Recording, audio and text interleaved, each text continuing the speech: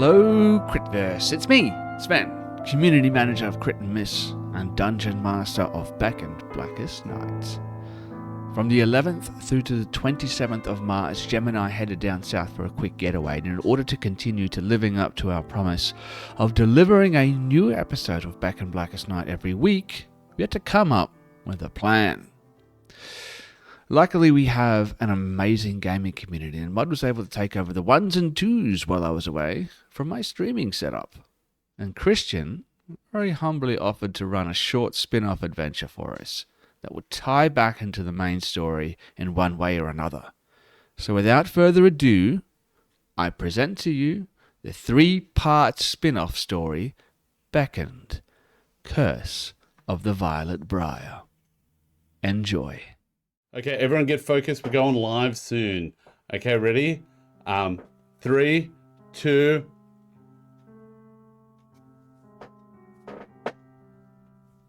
one, go. Okay, hey everyone. Have you not seen Wayne's World?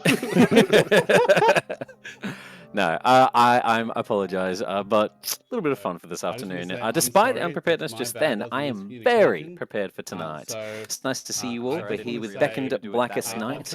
My name is Christian, and I'll be DMing for us. So this is the final session of our thruple, where we are exploring some of the domains of dread, as our characters are playing the minions of BBEGs in another story, possibly in another multiverse. They are the children of hags, their mothers sending them off on several missions that they've completed successfully so far. The first one by the literal just edges of their seats, they managed to snatch victory away from the lands of Har Akir and the pharaoh of Ankatop in his desert lands, where they stole his larynx, the part of his throat and windpipe that had been kept in a canoptic jar. Then, traveling to Lamordia, our lovely adventurers went along to the cold, what would you say, Frankenstein Victorian-esque lands, where Victoria Mordeheinen was the domain of dread leader of that land, the creator of all different types of flesh-like golems, and our party members became students again as they went to one of the universities that taught the learnings of Victoria Mordeheinen and needed to capture one of the ingredients that Victoria had extracted in her many experiments, a banshee's scream.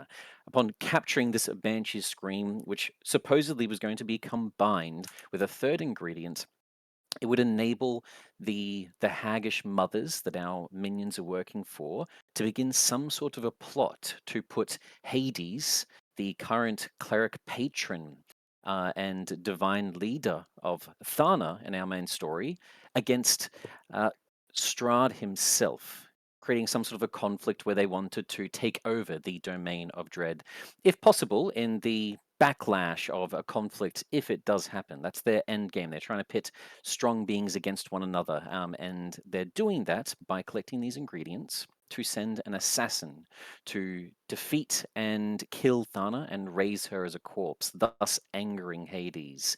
That is their end game. Whether or not it actually comes to fruition, we will not see tonight, but we will see if at least the concoction is finished. We have one final ingredient to send said assassin into Strahd's land, into Barovia. And that is where we're jumping back into tonight. So, we've got all of our lovely players. We're down the 2 girls tonight. Some things come up for them, not feeling the best, yada yada, but that's fine. Their dealings is their dealings. And we still have everything else prepared. So yeah, down Grace and Gemma, but we do have our lovely 3 other players if you all want to say good evening. Good evening. Good evening. Good evening. What's up, everyone? Hey, thanks for having me. It's my first thruple. Just wanted to say thanks for being gentle with me. You're welcome. You're welcome. I'm very experienced. So, yeah, we don't have answering too questions much to we get never into. asked. And tonight, I think we're actually going to forego the pre-session talk because I want to get as much of tonight's session done as possible.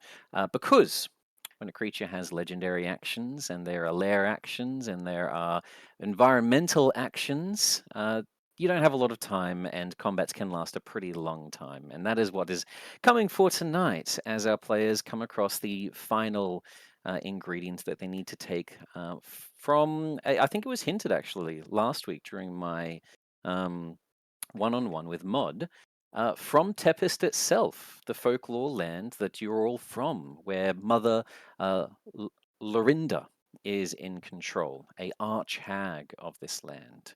Apparently, we're stealing something from her. That was a little hint last week, but we'll see how that starts tonight.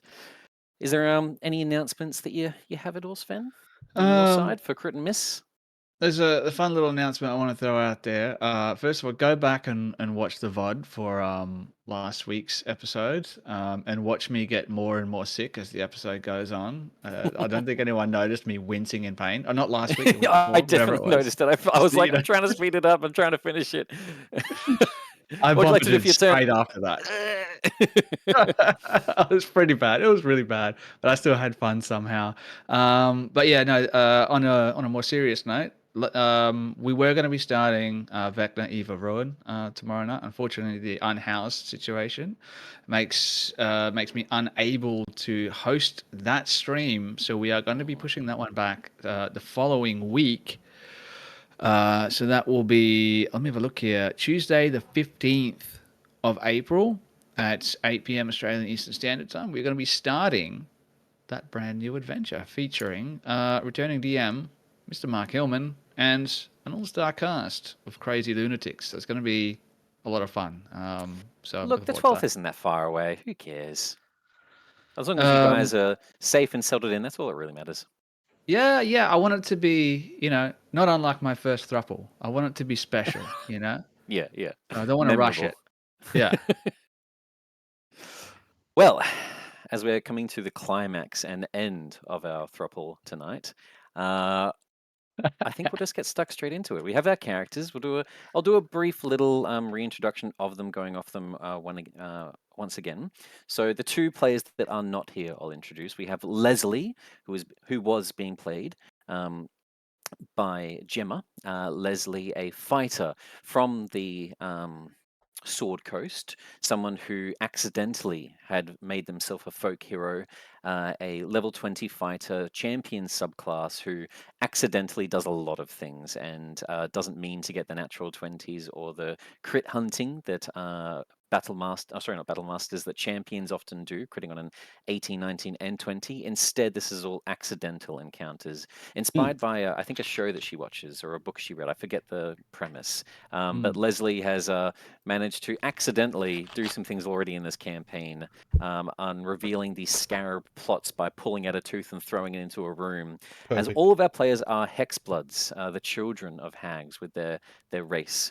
We then also have our other character away tonight, Vidya, who is a level 20 barbarian of the, I forget off the top of my head, because she sort of got teleported away last session, but you definitely need her tonight. So I'll play both of them. Path of the Wilds, with the different forms of animal aspects, as Grace's character, was very much a bear totem basic bitch, BBBB. Or BTBB. Vidya is a half elf, half hag, hexblood, with tiny little wings, able to carry her large muscle mummy form to battle, to just demolish anyone and everyone around her, wanting to be the greatest of the minions of these hag mothers, the greatest daughter of these children. We then have three other characters, and same as what I've been doing, we'll quickly go over each one of them if you could. Your class, subclass, and a little bit about your character, just to keep it short. We'll start with Edelhart. Edelhart, who is one of the parents of a player in the main campaign, as they were doing a bit of lore exploring, I guess, even though this is happening at the same time. So we'll see how that all works out. But who is Edelhart? So Edelhart Iron Dancer is Bill from our main story's father. Male Abjural Wizard. He's got his familiar who's named Robin Hoot. which I know Christian loves a good familiar name. Mm. He is an A++ student, really unlikable guy. Not a nerd. But yeah, he's just like full of charisma and just believes he is just the hag's gift, really. Like he's a hag's Yeah, gift with he's that women, the guy that hag's like gift with everything. he goes to a party and he's the type of person that his personality is based off of the fact that he went to Harvard. Like that's all that he tells people instantly when he meets them. I I'm bet you he getting wears those like vibes. a Hawaiian shirt, but it's like unbuttons. You know? Yeah, yeah, Oh yeah. yeah, Two yeah. two buttons from the top. Yeah. Yeah. Hmm. And yeah, just the worst of them all. Main character syndrome to a T. He doesn't slaughter innocents or commit vile crimes. He's just a dickhead. Yeah. Just an Which the arrogant hags are twat. just like, this guy is awesome. even the evil people, he kind of hates them. Lovely. We'll jump across next to the Master of Shadows, and a play on my character. Whether there's some relation, maybe we'll find out in the future. But Raijin, who's Raijin? Yes, and thank you for revealing me as the Master of Shadows in real life as well. That was a hidden identity on the internet, but everyone, it was me. I revealed everything about 9/11, Roswell files, and everything. Master of Shadows. But ironically, I am playing a Way of Shadow monk, or these days they call it something else, don't they? A trying to Oh, that was a terrible game. I just googled Master of Shadows and it came up with Styx Master of Shadows. yeah, let's The go little with that. goblin Let's guy. let's go with Master. Here we go, Warrior of Shadow now. So that's pretty cool. Warrior of Shadow Shadows, Warrior, yeah. which is a cool game. With But your yeah, focus so points rather than keep. at the start of the game was a very dark character. He talked very serious. But unfortunately, in our last episode, we reincarnated as students, and he picked up like a New Zealand accent from the body he took over, and now he's quite upset about it. Yeah, you were a Tesla man, weren't you? Yeah, it's a little bit rough when I'm trying to be like shadowy, but I guess it's all right, eh?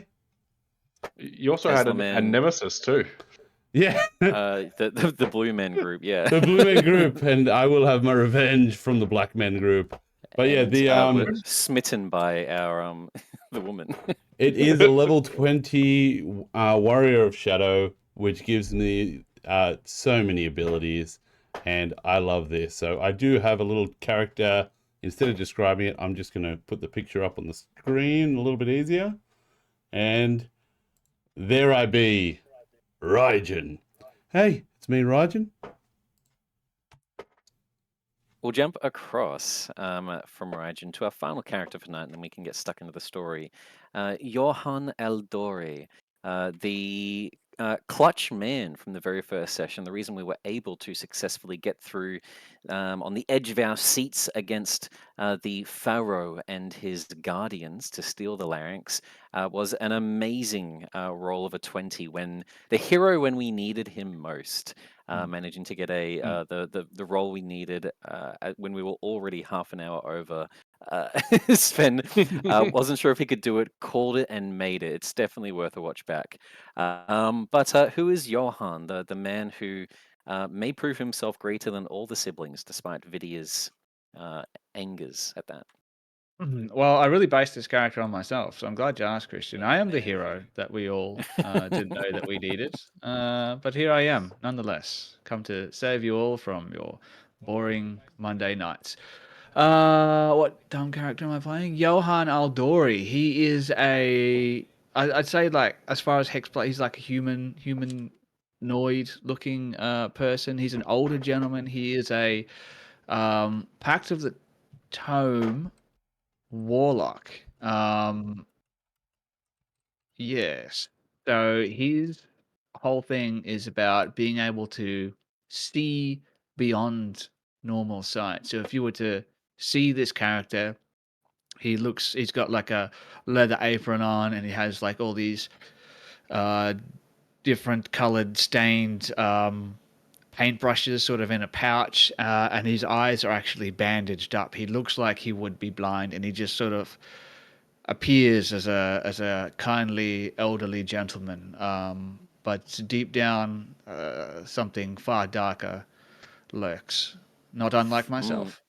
To help you with your subclass, because yeah, Pact of the Tomb, you've taken a lot of eldritch things to help with sight, Witch's Sight, Devil's Sight, Gaze of Two Minds, but your subclass, the Pact of the Archfey, Yeah, that one. allowing you to just mist, in bursts of mist, teleport around the battlefield with a lot of a multitude of different effects depending on how you teleport. It's actually a bit overwhelming for you to remember. If I recall to our previous sessions, there's like 4 or 5 different ways you can teleport, and 3 of them have special effects. I can't remember It's a anything lot. about the character at all. I'm so glad we just role played it last time, because there's like a 120-page document for this character sheet. Well, we will get a chance tonight to get into the specifics, as tonight definitely is one huge combat encounter. But we'll see how we get there. Tonight, for all of our players, we begin probably, to be honest, Wait, wait, wait. several. Give us some sweet intro music. Okay. Yeah, We'll start give with us this a one. juicy beat. There We we begin go. several weeks after the events of last session, meaning if anything is to occur with our main party, and we are successful tonight, it will not be soon. It will be in their storyline several weeks from them entering Barovia. For us, the reason this time was needed is bodies needed to be grown in a different fashion. Unlike what magic was happening previously, a flashback to the first, where our party teleported with Fey-like magic, being crushed by roots and then reborn, small meaty tumors, limbs extending forth in a matter of seconds, gear growing from their body and peeling itself from their flesh. This time we needed a bit more of a careful hand.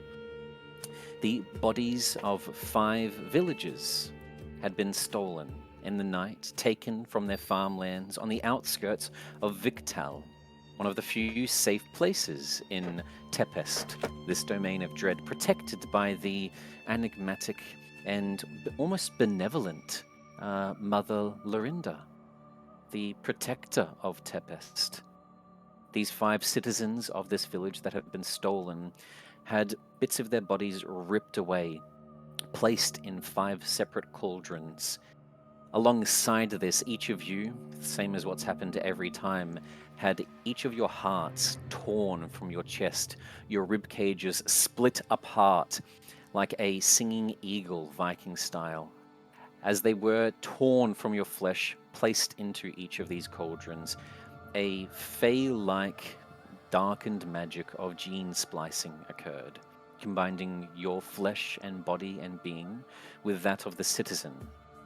The goal, hoping to trick some of the abjuration and protective barriers and wards that surround Victal, this city of Mother Lorinda. As several months have gone by, eventually all of the other children of the haggish mothers, the Violet Briar, attend in another ritual. Approaching the cauldrons, each of them are kicked over one after another, each of your naked bodies spilling onto the dirt and roots of your cave-like lair where the Violet Briar finds themselves. No gear has grown on you, but all of you are in your own normal bodies. You look like yourself. None of you have ever been to Victal, so Mother Lorinda would not recognize you anyway, but you feel yourself changed. You can feel that internal weakness. It's disgusting. You can feel the taint of more human genes, less hexblood. Even if it has no physical effect on you, it feels disgusting. The minute this session and this mission can be over, the better. Especially for Vidya, who speaks out first. Mothers, is this really needed? I feel like some sort of a heretic. As she stands up and wipes some of the goo and watery fluids from the cauldrons off of her breasts and abs as they glisten against the liquid on her skin. Slowly standing up, Each of you, one by one, see each other, a little confused and uncertain at what's going on still, but having earned a bit more trust. Leslie stands up and tries to rush towards some nearby clothes.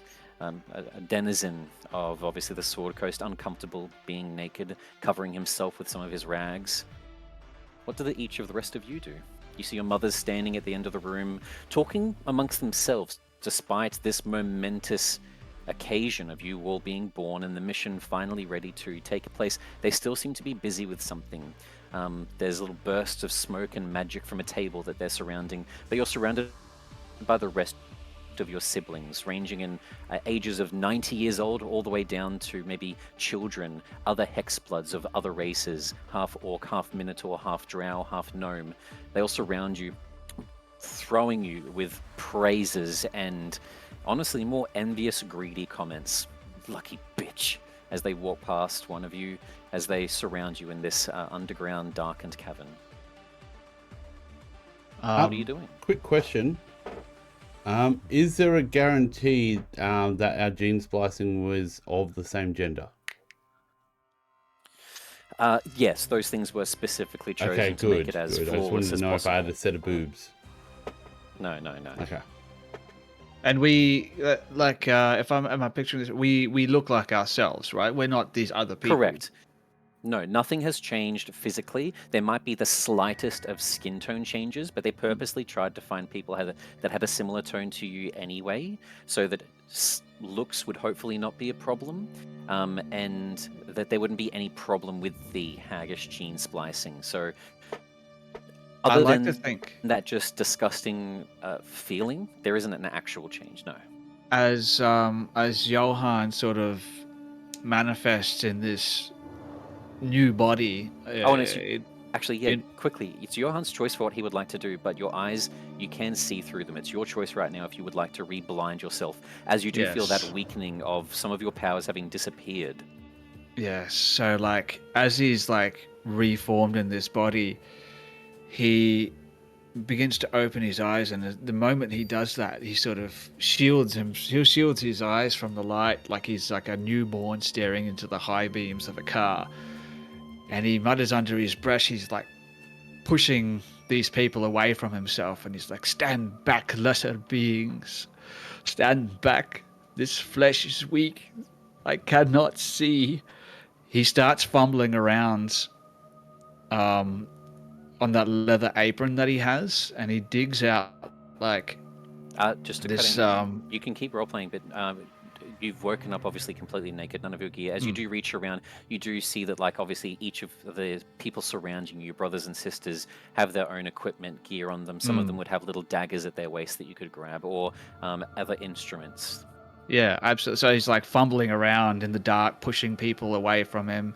Maybe like as he's doing so, he feels like maybe the handle of a small knife, or it's just something that someone has on their person. He pulls it out, and he just maybe like he turns away from the camera if we're like watching this like a TV show, and you just hear like the squelching noise as he begins to stick the thing in behind one of his eyeballs, and you see him just like push it out, and then like a sawing motion as he cuts the tendons of his eyes, and then he casts that inferior flesh down into the muddy floor below,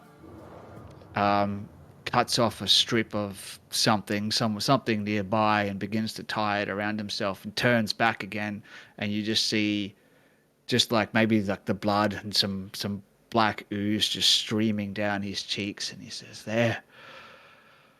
Now I can see beyond the flesh and see what walks within. Where to are my brothers?" As he looks for the other two in this crowd. Oh, I'm just interested, Christian. Are you going to play that as he's returning back to the HP, like he had higher HP, and the damage he takes to remove his eyes puts him where he normally is, or do we have to roll damage for eye extraction? He drinks a little potion, he's full hit points. Yay! You see nearby against the walls the gear of your companions, and with a bamf in the shadows and a bamf and a bamf as you start night crawling back and forth. You deliver the goods to everyone, Raijin. starting to put on your own equipment. What do you think you're doing? I would start getting dressed into my monkly robes, and I finished the lower waist robes, and before I put on the monk over jacket sort of thing, I stop and I look around. Is there anyone that's like saying Lucky Bitch and that? Do any of those guys have like a nice looking jacket that I could take? Maybe a leather jacket? Oh, no way. They are all in scraps, drabs. There are some ceremonial robes against the wall Yeah. that are more so used for the people when they would be doing things like this. They've been hung back up now that you've all been pushed out. Some people did take those off. You could make your way over to them 100%. I will make my way over to them and say, "Hey, you mind if I take this? All right, looks pretty sick." One of the mothers, you see over her shoulder, seeing all you beginning to walk away from the ceremony. Yes, that is fine. We will not be down here for much longer anyway, as long as this goes successfully. And it snaps back around as you see the sort of scream of a little creature as the body of what seems to be some sort of like a newt or a lizard gets tossed away, but the head they seem to be doing something with.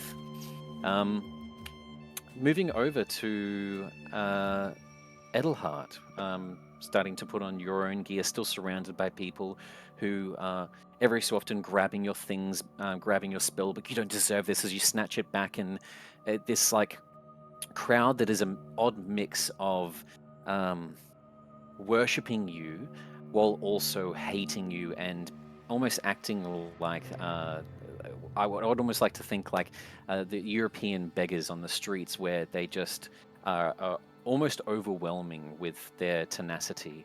What is Edelhart doing? Looks like himself over. I guess.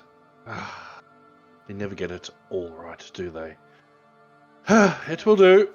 And then he'll cast Disguise Self on him to make it seem like he's completely in like his Perfect normal normal self? kit. Yep. Lovely. And then we'll walk over at seeing what Raja did, and just not even ask a question and pick up a robe and put that on. Lovely. As the group begins to surge towards you like hungry wild animals, one of the mothers snaps and turns around. Now! I think it is time, as they all stop and cower back to the shadows again, eager for some recognition from their mothers, but equally afraid of them. When siblings do not prove themselves useful, they do not last long in the Violet Briar. For you all, however, in unison, you see a bowl with several ingredients floating atop water, the head of that newt of some kind. You see bits of greenish goo beginning to float amongst and up on the top, but somewhat solidified, like an ooze that's been torn apart. And then some white scales, almost silvery, as if taken from some sort of a white dragon, a silver dragon of some kind, cut apart, an concoction of some other make. It's not using the ingredients that you all had prepared and have stolen so far. The larynx isn't there. The bottle of Banshee's Scream is missing. The final ingredient needed. We have the throat to speak the words of our incantation. We have the Banshee's Scream to be the voice that will boom it across the realms. But the final ingredient we need is a host, a center for it to all be placed inside of. We need something quite special. And luckily, the arrogant green little piece of filth, as all of them scream that in unison, that runs Victal on our land, has quite the thing that we need. We need not waste any more ingredients to teleport you somewhere else. We managed to use her own people. How quaint. We're sending you into Victal. They're doing their offering. where she attempts to make more of her children, more of her daughters. Unlike all of you, however, they are grotesque mistakes. The one thing that she wishes she had from us, and we keep secret. Ah, lovely irony. She's attempting to make more of these children, as she always does during Victel's offerings, and thus is hosting a festival where all the other villages around Victel come and can attend, and her wards keep out any unwanted party crashes. Well, we think we found a way around that. By inducing a reincarnation of yourself with said citizens, we theorize that it should work. Yes, it should work. Quite so. As their voices mix out of each other and then regaining that unison with all three over one another. Heading into Victal and into this festival, we need you to locate the head of a Dullahan. A Dullahan, all of you recognize the name of as a headless horseman, a headless individual that has been cursed to live now without their face and skull atop their body, usually riding around as some sort of an unkillable creature. Irish folklore. Yes. Mother Lorinda has one such Dullahan's head kept quite close to her, some of her rarer ingredients in need of special incantations of her own. We want it to house ingredients 3 and cast our piercing concoction. It's close to her. Get close to her and you'll find it. Nice and simple. You're Now, right. We've left you to your own devices, but do any of you have any questions? Yes, any questions. It's most important. You don't fuck up, as their voices mix across the three of them. Oh, nice. I like that. This is a question that so we don't have any of our magic items on us? You do. All your gear was against the side of the wall. as Okay, you so it grew was these there. bodies Okay, for, cool. let's say Grab all that stuff. 3 weeks is what this time took. Ooh, brilliant plan, Mother. It will definitely work. You can trust us. Yes, Mother Lorinda. Forever she has been a thorn in our side. It will be good. I will crush her throat for you, mothers! As Vidya steps up, adjusting the last bits of her barbarian armor. Don't get this confused. You're all no hope for Lorinda. If we thought it would be this easy, we would have done something like this a long time ago. Even if she is to be destroyed, Tepe still will be surrounded by its protective wards, and she will reform within several days. We've attempted coups in the past. She's too tricky for us. Too many different rules on how she works. Strahd is more simple. He's unfortunate. He's a vampire. Even humans have documented ways to take down their kind, despite his immense power and magical potency. But even then, we don't need to dirty our hands and risk ourselves against a domain of dread. Strahd would probably be incapable for the Violet Briar at this point in time. But do not worry about Mother Lorinda. That is not your goal. Keep her busy, injure her. If you do defeat the skin she is in right now, all the better. I won't say no. But we need the Dullahan skull. Do not forget. As they switch between their voices again. Of course, we will not let you down, Mother. We have never let you down. We see what others do not see, but I'm afraid this pale flesh, it is weak, it is frail. Will she not see through this ruse? One of them comes up and grabs you by the cheek, softly, with her skin that is coarse and hard, and then sort of scratches you with the edge of a dirty nail. Oh, Johann, unlike the rest of our children, and Leslie, a newcomer that we were not expecting, you two have proven yourself quite capable so far, bringing 2 of the ingredients. The rest of you, things are to be desired so far. Johann, poor Johann. We understand.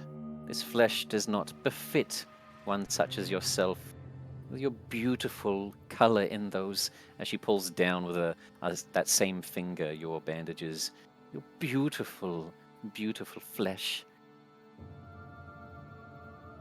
She will probably see through this at some point in time, we know not how quick, but the village will not. Her guardians will not. The scarecrows, the other folk creatures that she has in her sway. As long as you can get close to her, that's all that matters. If a couple of you need to keep her busy and sacrifice yourself for the Briars, good, then that is expected, as long as one of you brings the head. We know roughly where she usually frequents during these festivals, attempting to bring the chosen of her citizens, and then attempts to remake them, reshape them, the same as we do with you, into new children for her, new daughters for her. Her cauldron is often close by, mixed with the power of her two sisters. For all of you, you know this as they pause and hesitate for a second with honest fear. Mother Lorinda is a coven in one. She had two other arch-hags, her sisters, three of them incredibly powerful. The three of them were teleported here from the domain of Dread because of how dangerous all three of them together were. When they arrived here, attempting to make this land her own, Mother Lorinda betrayed her other two sisters and bound their souls to her cauldron. They're not dead, they're not alive, but they still exist, and thus her powers and the power of a coven, the power of three, still exists to her, despite being an individual. So it's why she's been able to come into power of Tempest and control the entire domain herself. She doesn't have competition that a coven usually would.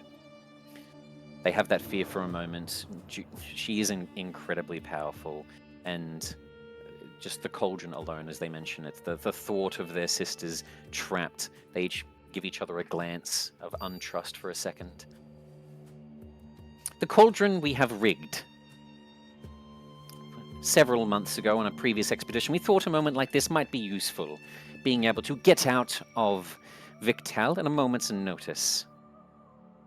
If the Dullahan's head, or something, anything, but specifically the Dullahan's head, is thrown into the cauldron, and one of you speaks our name, Violet Briar, whatever is inside the cauldron will be sent to us. That is all that needs to be done. Find the head, place it in the cauldron, and speak our family's name. As you wish, my mother. And he starts to back away. His hands palm up. Still very reminiscent of what he did to the dragon in the first episode. Okay.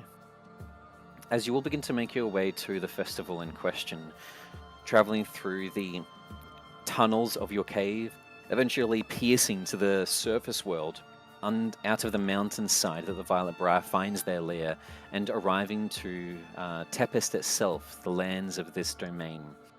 Several more hours of traveling and quiet, small, brief conversations with one another. Other beasts approaching but not daring attack all of you, sensing the power of your troop.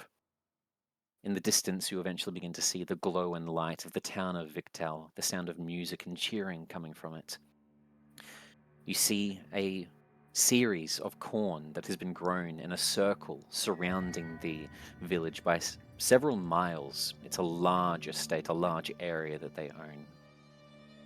Taking the first step, Vidya, confident, passes into the land unscathed. Our mothers, I love them such. Maybe we can use this another time and slaughter some of the denizens. As she starts confidently walking into the town, Leslie awkwardly shuffling behind as each of you step between the corn and into Victal proper. Begin to see small pockets of people that are far away from the city center in the actual farming fields, sitting down on picnic blankets, small makeshift tables, having food and drinks. As you do walk past them, you see sacrificial toasts as they drink what they think at the time is wine, all those in Victal under the illusionish control of Mother Lorinda. You see apples that they're biting into are actually swollen, bloodshot eyes, mugs that they drink from covering their teeth with different bits of clogged blood, as it's filled with the blood and flesh of many other creatures, mostly seeming to be humanoid. Making your way further down the pathways, you eventually see figures, small in shape, dancing in a circle.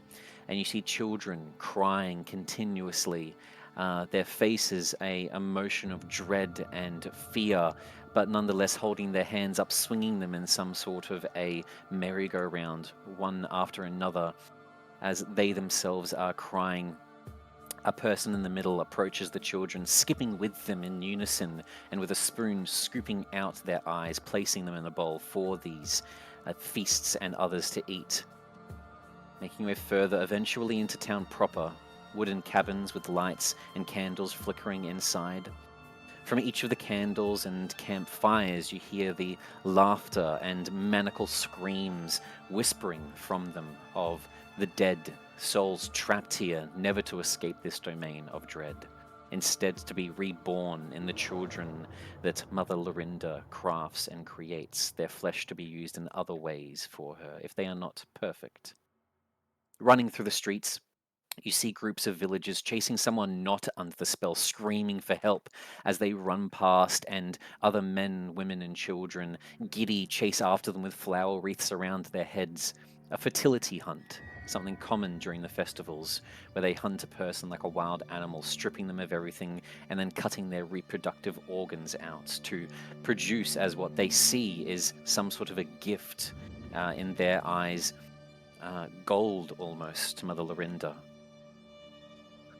As each of you are looking, can I please get from the three of you your choice of investigation or perception as you try to find the main area that Mother Lorinda would probably find herself in? Just gonna say, Oh, I righty. did not think that's what a fertility hunt was gonna be. I'm getting real. What's that movie? Where Handmaid's they... Tale. No. It's the one where she. My God, I can't remember the actress's name now. She goes to like Sweden and. Oh, Midsummer. Yeah, that's the one. Midsummer. Yeah, that's the one. My God. Definitely the inspiration for folklore horror. Absolutely. Not even that give it a movie for watch. tonight, but just that movie is a folklore horror. That's the theme and genre for Tempest itself, as we lean heavily into that. If no one gets stitched into a bear tonight, then I'm going to be very upset. Edelhart with an 18 investigation. What did we get from Raijin and Johan? I also got an 18. I just can't roll on Foundry because it's on the screen. 12. 12. That's 17. Just so you know, I'm sorry, I'm worried. Sure. that was a nat one. And that one, but you still got an 18 because of your modifiers as a level 20. Crazy. Look,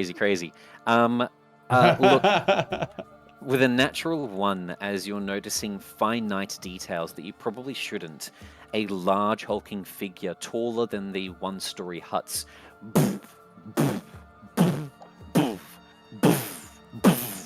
walks past close to all of you. It seems to be a werewolf-like form, just like in the art here, with elk horns that comes out of its head. Some sort of Celtic horror-like creature. Another one. I think, to explain the one, he sees everything. He just does not care. Well, what I'd like to think, one of those. with the natural one, as it walks past you, you're intently staring at it, and it looks down at you. What? As it stops in the middle of the street. Bigger they are, harder they fall, right? It stoops down, crouching, like some sort of a NBA player taunting someone shorter than them, crouching their knees. Is that a threat? Just consider it a warning. Tilts its head again. Lorinda. What is she? The All Mother, of course.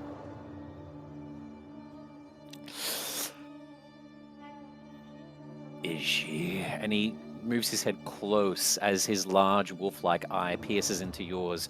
Can you please give me a deception check? This one isn't as good. Oh no, you're kidding me. What was it? Do that ones to start the session. This is amazing. This Do you is have any amazing. way I love to this. improve that? I don't have any inspiration. That's okay. And I'm just seeing if you, because level 20 any abilities. If not, Leslie is going to help. But just in case you do have any of your own level 20 Well, effects. I was gonna say, like, is this something that we can assist with, or Yeah. You're all here. Mother because Lorinda? She is our protector. She is the one that sees what we cannot. Please, we forgive him. He forgets himself. We owe ourselves to you and your protection. A large snake-like tongue comes out, licking the side of its fur. I'll be the tester to that. Comes down and then licks under your chin, up along your ear, and goes across your brow, trying to taste sweat of fear. Can you please give me a Constitution saving throw? I'm safe. Nat one, he's nat doing one, that nat one. one. Nat 20. That'll do it. That'll do it. He's actually genuinely not afraid. He's like, the fuck is this thing doing? And just prestidigitates it all off. He goes, I said that was a warning. Don't make it a threat. Whatever. You are not one of her children. You are not perfection.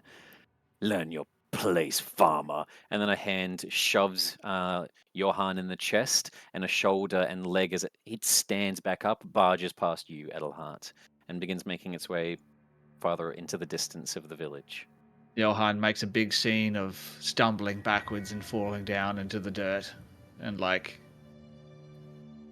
flailing around like a blind old man as he tries to get back to his feet. Okay.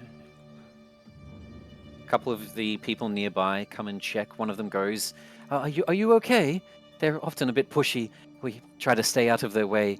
Just enjoy the fun. Wait, there's no need for any problems. One of them comes up and helps you to your feet and then puts a flower in the side of your ear, Thank you. Johann. Thank you, my dear. It's okay. Name's Bobbery. Nice to meet you. Bobbery. That is a sweet name.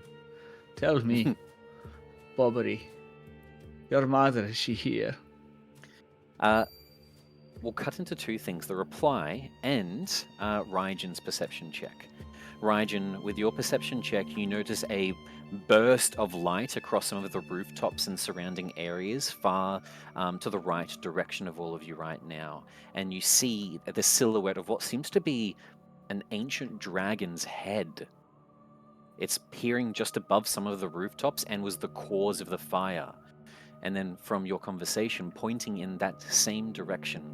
Yes, Lorinda's over there, near the My dear, campsites. I cannot see. Oh, sorry. I apologize for that. Grabs your shoulders and turns you. This direction. Walk straight. You'll have the Please. best time. Would you guide an old man? Oh, sure.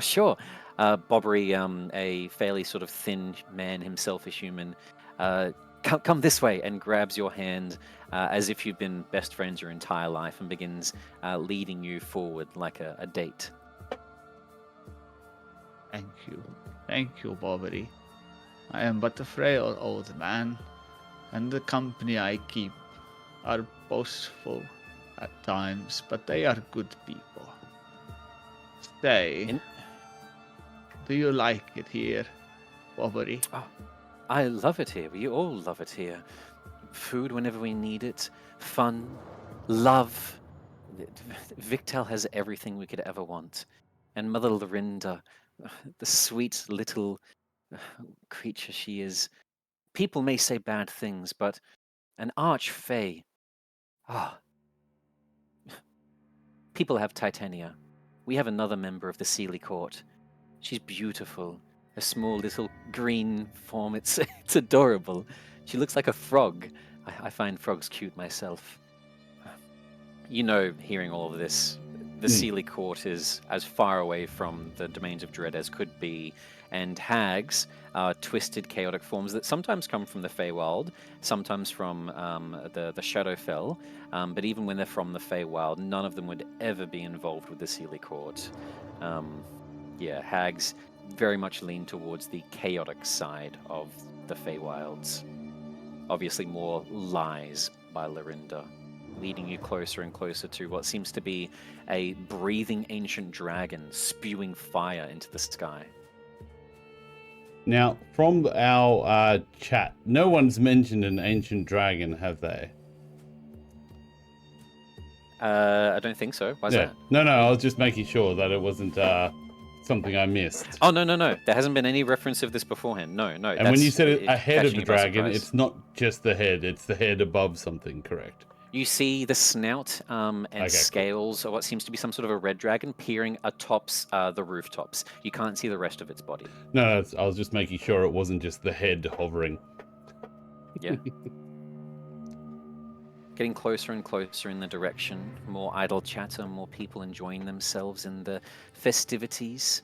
You see flesh carving ruins, bits of skin that's been cut into the shape of Celtic stones and then has symbols being cut into them by several mothers and grandmothers and daughters all sitting around little tables, carving them with knives as blood spills onto the ground. Rats run nearby, licking at the blood itself. You then begin walking over a bridge and see in the southern sections of the town many caravans that have been formed into beautiful colors and designs. You see a gigantic octopus that sat on top of a rooftop, moving multiple of its arms around, delivering drinks to denizens at what seems to be this VIP area. A burning fire in the distance has the corpse of what seems to be a giant spider crackling as different people grab at its carcass, ripping off legs and biting and eating at it. Many different caravans have different goods and wares and games here for fun, laughter, children running around. And then at the entrance of another bridge that passes through this river of Victal, you see the dissected skull and head of an ancient red dragon, not attached to a body, breathing flame into the sky, seeming to be partially reanimated, the eyes sunken and grayed out, with candles glowing inside them, its nostrils with candles glowing inside, and then its throat seeming to produce some sort of more illusion than fire, as you don't feel heat when you walk towards it. And I'll bring us over to the map. Gotta get these people's interior decorator, eh? Map time.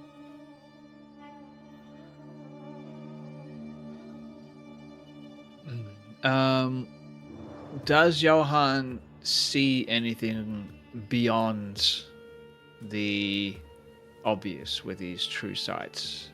100%. Taking a look around, everything seems to be pretty much what it is. The octopus obviously seems to probably be some sort of giant creature that's been awakened, druidic magic, things that wouldn't be beyond archfays. Other different types of hag-like magic on trinkets in the stalls you can see are magical with your sight, so it's very easy for you to pick out what is magical, what is not, what is enchanted, what is not. But you don't see much more than that. Amongst each of the flames and candles and fires, you do see the spirits of the dead clinging to them for any sort of warmth they can get, not able to leave this land and their cries.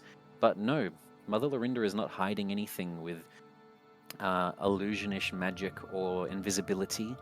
The people here trust her, and she trusts them. There is no need to hide anything from their eyes. Yes, these are pleasant festivities, my boy. Please lead me across and into this. Oh yeah, let's make a token for not change his Garden name. of Bobbery. Bobbery. Another yes, Bobbery. Definitely a pre-planned name. Yes, not one improvised on the spot. Exactly. As Bobbery leads you inside, making your way over the bridge, and into the main first section of the festival, you noticed several, many of the denizens, women, children, men, all with these wreaths around their head of flowers. All of them seem young and beautiful. The children, obviously, those probably belonging, as you see almost similarities between some of the adults and some of the children, and then rush and hug to them. The children may be sacrifices here, but during this festival, it's most likely the perfect of the men and women that have been chosen, with their flesh to then be turned into more daughters for Lorinda. Only the most perfect picked for this culling.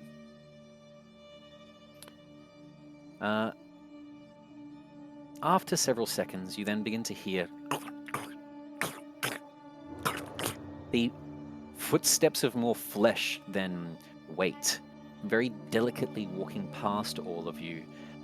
One of the Lorinda's children, her latest creation. You see Lorinda's child, Lily. Let me change her name as that seems to have glitched there. Lorinda's child, Lily, Lorinda. Lorinda's child, Lily.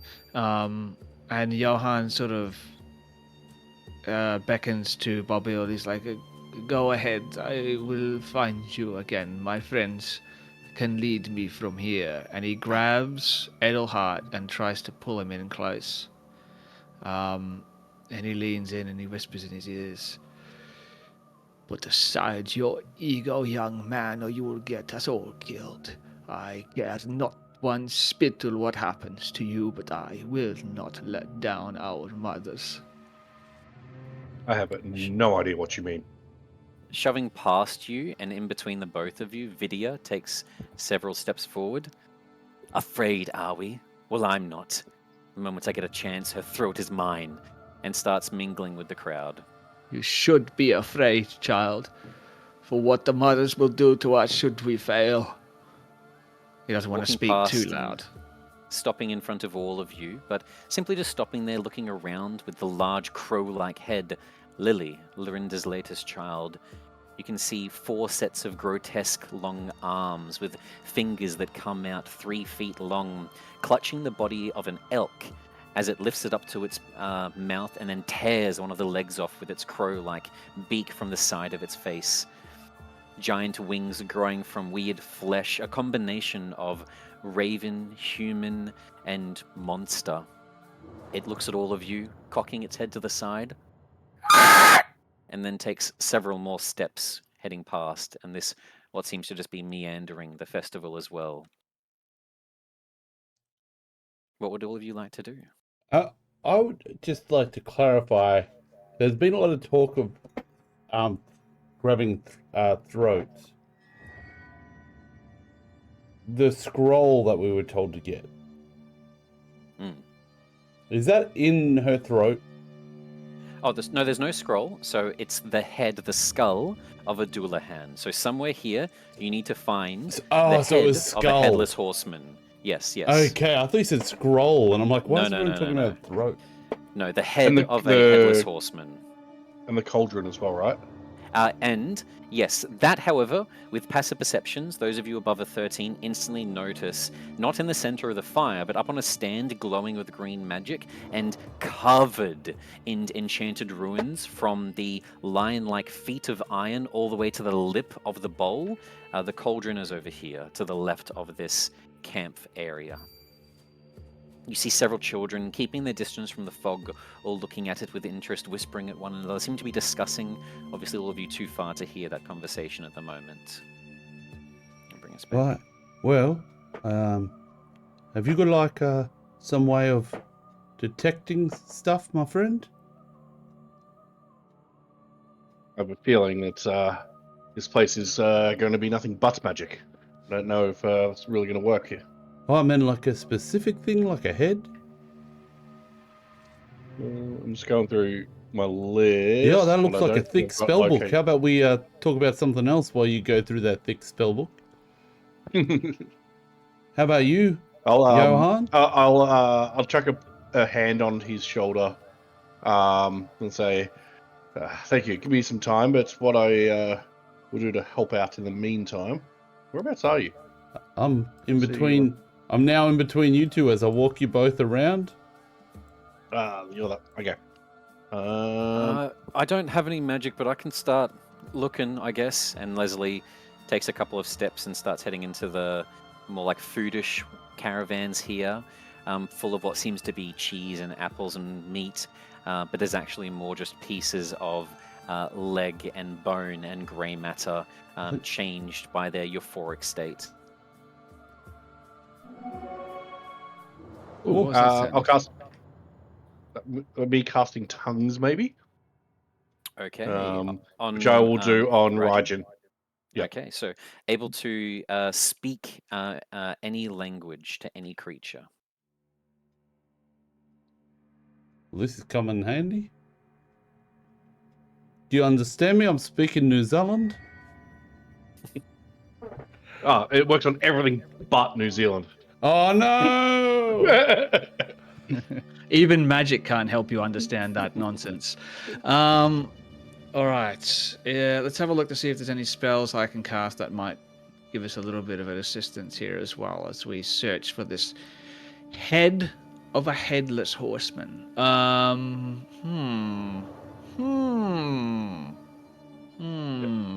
I should definitely look at my spells before I start playing.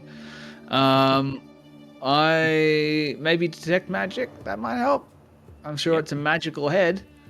100%. It's either going to be cursed by her, or it's already the belongings of a Dullahan, so it's going to have traces of magic over it. What's a beautiful sound? How do I cast Arcane Eye. Excellent. Basically, it's like, I'm just gonna summon that and have it just float around to see if it can help me. Oh yeah, 100%. Yeah, we won't add anything to the map for it specifically. No. We'll just say that whenever you roll something, I'm going to randomly choose another area of the map, and you'll get to roll it there as well. So if it's perception or investigation, you'll be rolling for 2 locations of the map every time.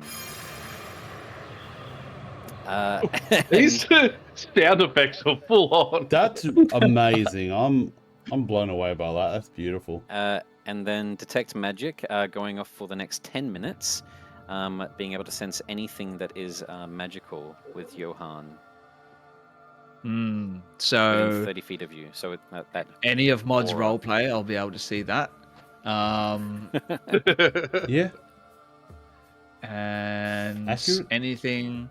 Yeah, okay. So I think Johan, now that Bobil has sort of merged into the crowd, he'll try and blend into the crowd. He might even grab Leslie by the cuff of his armor and sort of take him with him as well, and try and blend into the crowd and just have a look around, see if he can't spot something. 100%. You automatically spot some things. I'll see if you want to do anything with it. But one of the cheese stalls just here, you notice several of the pieces of cheese, which are in actuality what seems to be the fat, torn from the muscle of some sort of a humanoid species, and then rolled up into a circle and smushed together. Several of the pieces, not all of them, but several are glowing with magic. You're not sure what it does. Actually, does it say this? You also know the school of magic. Okay. Look, these wouldn't be a school. They seem to be giving similar bursts of magic that a magical item, a potion, a weapon, or a scroll would give. Something that has just simply been empowered with enchanting magic. Over here, my boy. This cheese simply must have some for myself. Is there a stall holder or something like that? Or is No, it just free to everything grab? is just a self-serve, as much as you can eat. Johan might cut himself off a slice of provolone and have a closer look at it and just, do what every good D&D player does and pop that right in his mouth. Lovely. So it takes, obviously we're not in any sort of combat right now, but it takes your choice of an action or bonus action. And then, devouring that. Can you please roll me? Actually, no, this one doesn't need to be rolled. This one. I just instantly die. Here we go. You get a +2 to perception for the rest of today. as Yay. The rest of my bursting life, forth, basically. bleeding from your brow, a third eye begins to open just above the center of your other two. Ah, Which is a actually third- what it says, which is really ironic for you. a third hole. Yeah, +2 to your perception checks, which will be pretty useful for tonight, to be honest. Lovely. We'll cut away from you two for a second as that eye bursts forth and you start looking around more of the landscape. But you see a lot of the food here seems to be glowing with the same magic. It seems like a lot of these stalls just here have that same possible effect of... You're not sure if it's that same thing from each of them, or... Yeah, obviously you need to try it a second time to test it out. Raijin and Edelhart, what area are you guys exploring? Because you can see there's a lot. There seems to be a game showing a giant chest with different question marks glowing with aurary magic.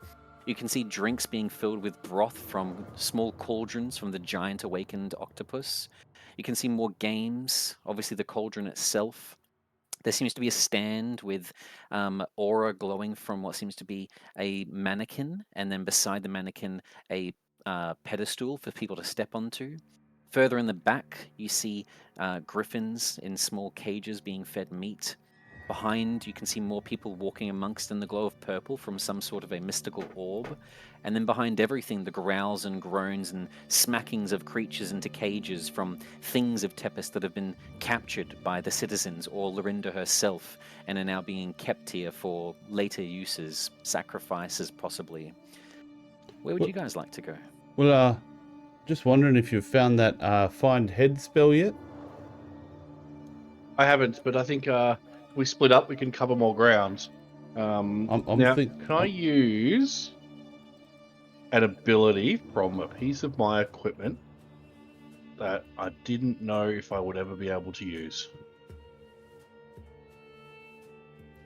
Being able to use 4 common items meant that we had to go Drunk random with them. User knows the location of the nearest alcoholic beverage. I want to see if, and I'm going to use that as my means to see if this bar is legit. None of them are alcoholic. So he'll walk over, take a perception over there, and he's like, they never do it right, do they? As they're drinking, you see all of them seem to be different fruity drinks and concoctions, but again, the combinations of it seem to be that of other bioli fluids mixed in of yellows and greens and browns and reds of things that can be gathered fluid-like from a human body as they're drinking them down happily. As one of them does, a moment passes, and then you see one of the people seems to weaken and scream looking around them. Another person, however, takes a drink of it, and you can see that a scar across the side of their head closes and heals, confirming it seems to be the drinks acting similar to the food, random magical effects bursting forth, free deals that hags offer at the option of the sip of a cup or the consumption of some food. Yeah, well, I guess I'll head off this way. Good luck with that. And I just want to drop a fingernail into his backpack as I give him a pat off the back. Yeah. Just an eerie token. And I want to head off to this shadowed area. How do I ping in this? I've got a tab for it, but I can see what you're pinging. So over Well, here. just there. And I want to sort of go to the side and just take out my shadow shears. Oh god, I feel dirty. And just grab my shadow and just cut it free. I'm like, hey, 100%. can you go have a look at that cauldron? And I give it the old shadow sign. And then I'm going to head to this 100%. game just here. Okay, as you're heading to that game, where is Edelhart going to sort of investigate? Because obviously, as people are looking at things interacting, it's taking up time. So you just simply looking at the drinks isn't enough. We'll see where you end up, and then we'll go through both you and Raijin. Where do you end up? In that case, I'll go over and check out the owlbear. The owlbear? Not a Yeah, problem. and then see my next plan is to try and sneakily scope out the cauldron, because that's our means of escape. We'll do Raijin first. Raijin, as you approach them, you see different people seem to be walking up to these stalls and stepping into them. One person steps up and just disappears. Another person steps up, and as they do, a sword appears in their hand with runes across it, and you see that it seems to be a magical device of some kind. Another person steps up into it and vroom, shrinks down into a pot plant. Another person steps up onto it and their skin turns blue and they begin glowing, laughing and having fun at this random effect game show. Blue Man Group. What would you like to step onto one of the symbols? I There would. seems to be I some would. I will random not magical punch effect. the Blue Man Group. I will manage to survive Can you give me that. a D100 as we'll use this custom magical wild magic table? I will attempt to roll on your crazy foundry. Did that roll? 74. Yes. A 74. Here we go. Hot plate. Okay. You wait for something to happen as nothing seems to happen, and then you make eye contact with a Mayan sitting at one of the tables nearby. As he makes that eye contact with you, you feel a surge of pain in your gut, and you see he crouches over with the same surge of pain. And as you go to vomit out something, anything, you see that nothing comes out of your throat, but things do come out of his as he begins reaching over all the food and bile. One creature within 60 feet of you is poisoned for 1d4 hours, so you just poison some random fuck. As he's now dry reaching in pain, and you step off of the pedestal. I feel pretty good. Feel like my work is done here, eh? We'll go over finally now to Edelhart. Edelhart, as you approach the owlbear lying down, feasting at some food and flesh, it looks up at you, a chain around its neck. Similar to the octopus, you can see there's sentience in its eyes, and that sentience is quickly confirmed as beside this area of critters and creatures and animals, the owlbear making eye contact. What? What do you want?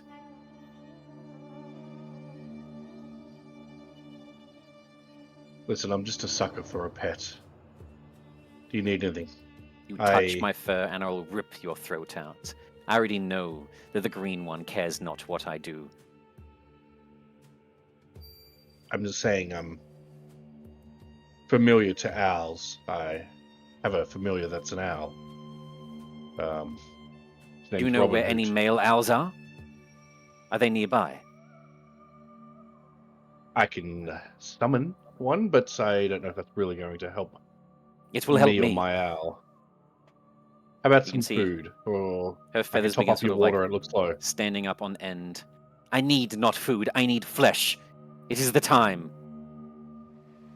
I can get that crow for you, but you're not having Robin. I do not have any forms of desire towards that thing. Bring me a male owlbear. I don't have a male owl bear. It's an owl. It's like it's all the bear side of it. It pulls on the chain. If you will not help me, then I have nothing to give. And she crouches back over and folds her arms again. And they'll note and file that one away. And I'll have my arcane eye look over the cauldron. Lovely. 100%. Actually, with your arcane eye, it means that it can get fairly close. Because as you turn and begin to step towards the cauldron, unlike the small frog-like form that you were told, a voice calls out from towards the fire. Children, please keep your distance. As the whispering, I wonder what happens. Jeremy ran into it and disappeared. Really? Oh my god, that's so cool. Children, you do not want to go there. It will take you away from Victal. No one wants to do that. Oh, no, we don't want to leave. Oh, Jeremy's silly. Oh, Jeremy was so dumb. I never liked Jeremy anyway. As they begin to run off, holding their hands. A couple of them already missing eyes from previous festivals that you've seen throughout the streets as they run off with one another somewhere else. Likewise to you. If you could please... Oh, you're missing some flowers. Come here, as she fingers you towards her. Sorry. Yeah, he will.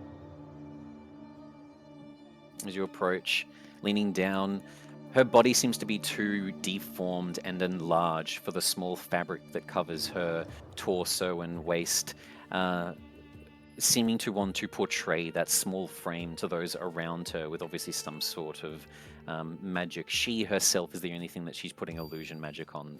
Everything around here, actually, there's not even really illusion magic. You can't sense it. For each person here, your guess would be that they all have some sort of a hag's curse, a deal made with them, and that deal is that they cannot see through the truth of Victal. It's not magical illusion.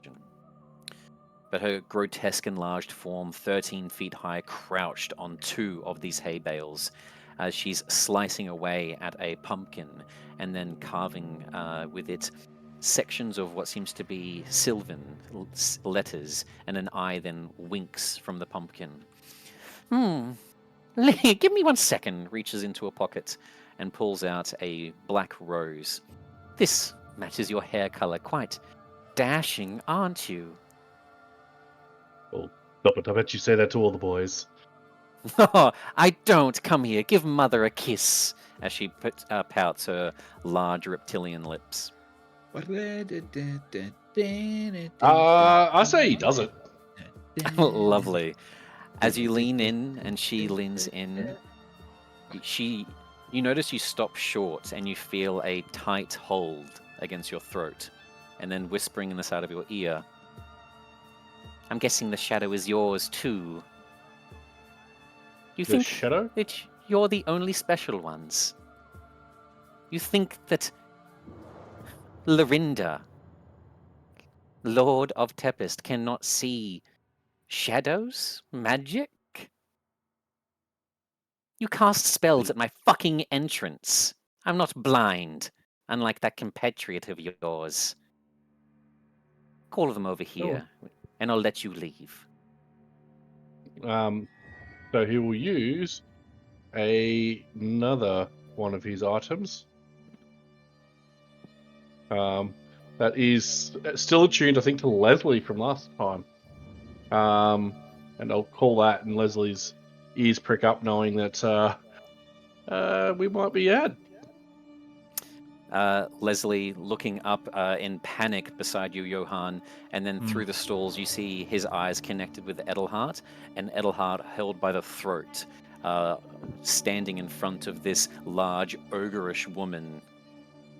Yes, and I feel like Johan, maybe he can sense immediately that stress, because I sort of picture it, Leslie sort of arm in arm with Johan, so as soon as he feels tense, Johan just shakes his head, looks over towards the direction of Mother Lorinda, and sort of bares his blackened teeth.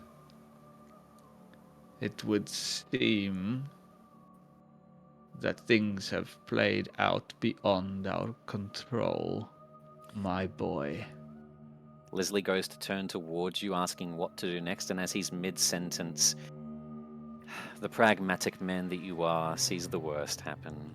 Flying off of one of the hay bales, arcing through the air, axe in hand, tiny wings holding her body aloft. You're mine! As Vidya strikes towards Mother Lorinda.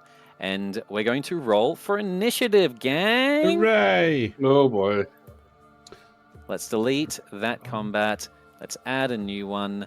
And let's add in. Do you know how these hard it is people. to be a shadow warrior and not just like teleport and attack someone from behind as soon as you get into a spot? I've been biting How do my I fingers for the last ever. Can I turn off this damn detect magic thing now? 'Cause I think it's trying to piss everyone off. I don't know how to do it. I thought that was like your Daredevil senses range. Yeah, it kind of basically is actually. Yeah, I think that's I quite thought it was fun. cool. I was like, oh look, he's using his Daredevil sight. Yeah, you should be all right. free to roll for initiative now. Let's roll Oh. for Vidya with a 10. Oof. Let's roll for Leslie with a. Actually, Leslie does get advantage, thank God, because that was a 5. Reroll. A 20. Oh, perfect. Lorinda's child, Lily, the grotesque elk Raven Abomination, an 11, Lorinda, a 19, Raijin and Johan. What did you get? Let me roll. Still trying to find it. Where is it on this? I can roll it character for sheet? you. I can add it for you. Sorry, here if you rolled it on D&D Beyond, that's fine. I rolled it No. in Oh, the there game. it is. Found it. Roll. Hey, at that. excellent. A 2, and Raijin with a. What did Raijin actually get rather than 117? Because I I rolled it in your thing. I don't know but it's never happened. Yeah, 1d20 plus 7 plus 100. I'll do as punishment. I'll do it with disadvantage. It was a whatever. I just added 100. What did you to get? it. You get a 10. I'm gonna take that. You get a 17 as punishment. You're taking what you rolled minus the 100. Okay. Well, I was gonna say yeah. I can roll with disadvantage on D&D Beyond if you want. No, that's fine. So we've already seen some stuff around the map. Christian, the food. just as a heads up, I'd used my Boots of the Vigilant, which turned my 15 into an 18. No problem. Let me quickly update that. Boom. I also use my boots of invulnerability, so I can't be killed. I'm gonna use the alert feat I don't have to switch initiatives with Edelhart against his will. Can I do that? No, I don't think so. No. Oh. Okay, now, just to go over a couple of things we've learned so far already. The food and drinks, consuming one of those is a bonus action or action. Stepping onto the chest is a bonus action or action. Most of the things around here, the mannequin and the pedestal, bonus action or action, even though you haven't seen what it does yet.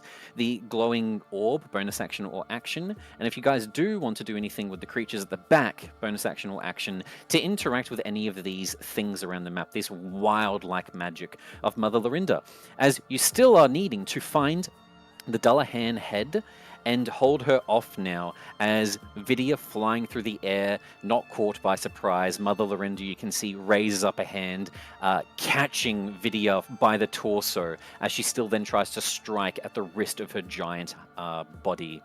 And we're going to start off with our initiative. So Leslie is up first. Let's change the tune. Leslie first. Johan, Yes, am my I boy. fighting or am I searching? I can move pretty quick. Fight, my boy. Fight. Your sister needs you. And he pushes him towards Mother Lorinda. Okay, Johan's going to go for an athletics check with a plus 12, getting advantage naturally, being an athlete, for a 31, and is going to leap through the market stall back here, and is then going to move 5, 10, 15, 20, 25, 30. And then is going to, let's have a little look here. Leslie have the charger feat. Remarkable athlete. No, not that I'm seeing, but let's go over everything here. Using them properly. Tactical shift. Oh, tactical shift. Okay, Leslie is going to use a bonus action for second wind, not for the health ability, but for being able to move up to half of Leslie's movement. Nice. Which is 15 feet, 5, 10. With a second inhale of air, sprinting forward, Leslie is going to cut the distance and is going to action surge and just try to go for gold right now, attempting to wound Mother Lorinda as much as possible, and is going to strike 4 times with the Flame Tongue Spear. Yeah, use that tactical shit. The first one is going to be a natural 20. Hell yes. Hell yes. The second one is going to be a 14, which is a miss, but Leslie is going to use the once per turn inspiration as a heroic inspiration that she gets from Tactical Master for a 23, which turns it into a hit. We're then going to have a 21, which is a hit, and an 18, which, let me just double check. Mother Lorinda is a hit as well. So we're going to have 1 critical damage for 20 points. We're going to have 1 normal damage for 14 points. We're going to have 1 normal damage for 13 points. And she's We're dead. going to have 1 normal damage for 9 points. As the spear just begins slashing over and over and over in a rapid array of speed that Leslie is not usually known for in the zone right now. Perfect. Bring Mother Lorinda down by a good, what, 5th, 6th of her health, but consuming quite a lot of Leslie's resources. The only... actually, no, one of the 2 action surges that Leslie gets as a level 20, one of the uses of Second Wind, and one of the uses of Tactical Master for inspiration. That'll bring us to the end of Leslie's turn, and the start of Mother Lorinda. Before the start of Mother Lorinda, she's going to use a legendary action. This one is going to be for Hag's Swipe, and is going to make 1 strike towards you, Edelhart. Holding your throat, attempts to clench and dig her nails into your neck. Rude. That is a 33 to hit. Oh, Yeah, does that hit? Does a Just 33 just- hit the wizard? just gets by. You are automatically knocked prone. There is no saving throw. Oh. And you take 13 points of damage. Would you like me... Actually, I'll just rule of thumb it. I'll apply the damage for all of you. 13 points. Boom. If you're applying it on D&D Beyond, you're welcome to, but just so I can keep track of it here. 13 points Yeah, absorbed. no, I'm all agree. Excellent, because of your your temp HP. Yep. Perfect. That is her legendary action. That brings us to her turn. For her turn. Game Master, yeah. I don't like it when you move your mouse pointed towards my character. I'm not a fan.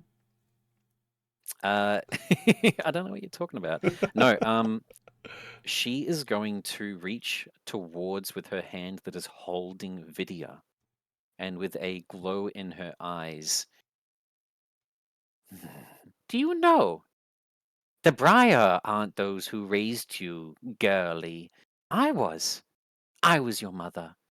I breast you and fed you with my own body. I birthed you with my own hips. I am your mother. And is going to attempt to cast Modify Memory on her. That is going to be a 22 Wisdom saving throw for our Barbarian, who has a +0 on it. Oh, you can do it. That is an 8. You can't do it. Mum, my mother, oh my god. It's okay, daughter. Your friends have betrayed us. Friends. I'm the better sibling than all of them. When were they ever my friends?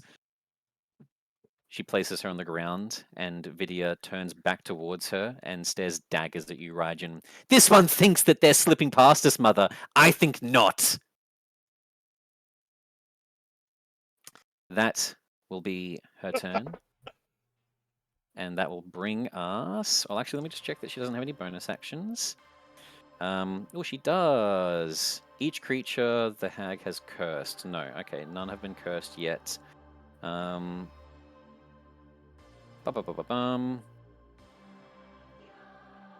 Is multi-attack casting a spell? No, it's not. Sad face. And let's just have a little look here. Spiteful Escape. No. Crackling Wave. No. So that curses. Does that curse? No, it doesn't. Okay. Archhags have a lot. I apologize. Yeah, you okay. should.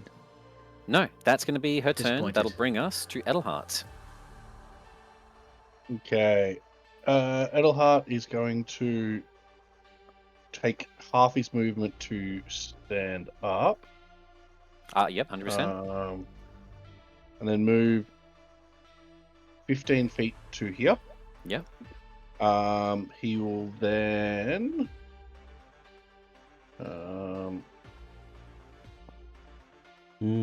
use a spell. That is Misty Step.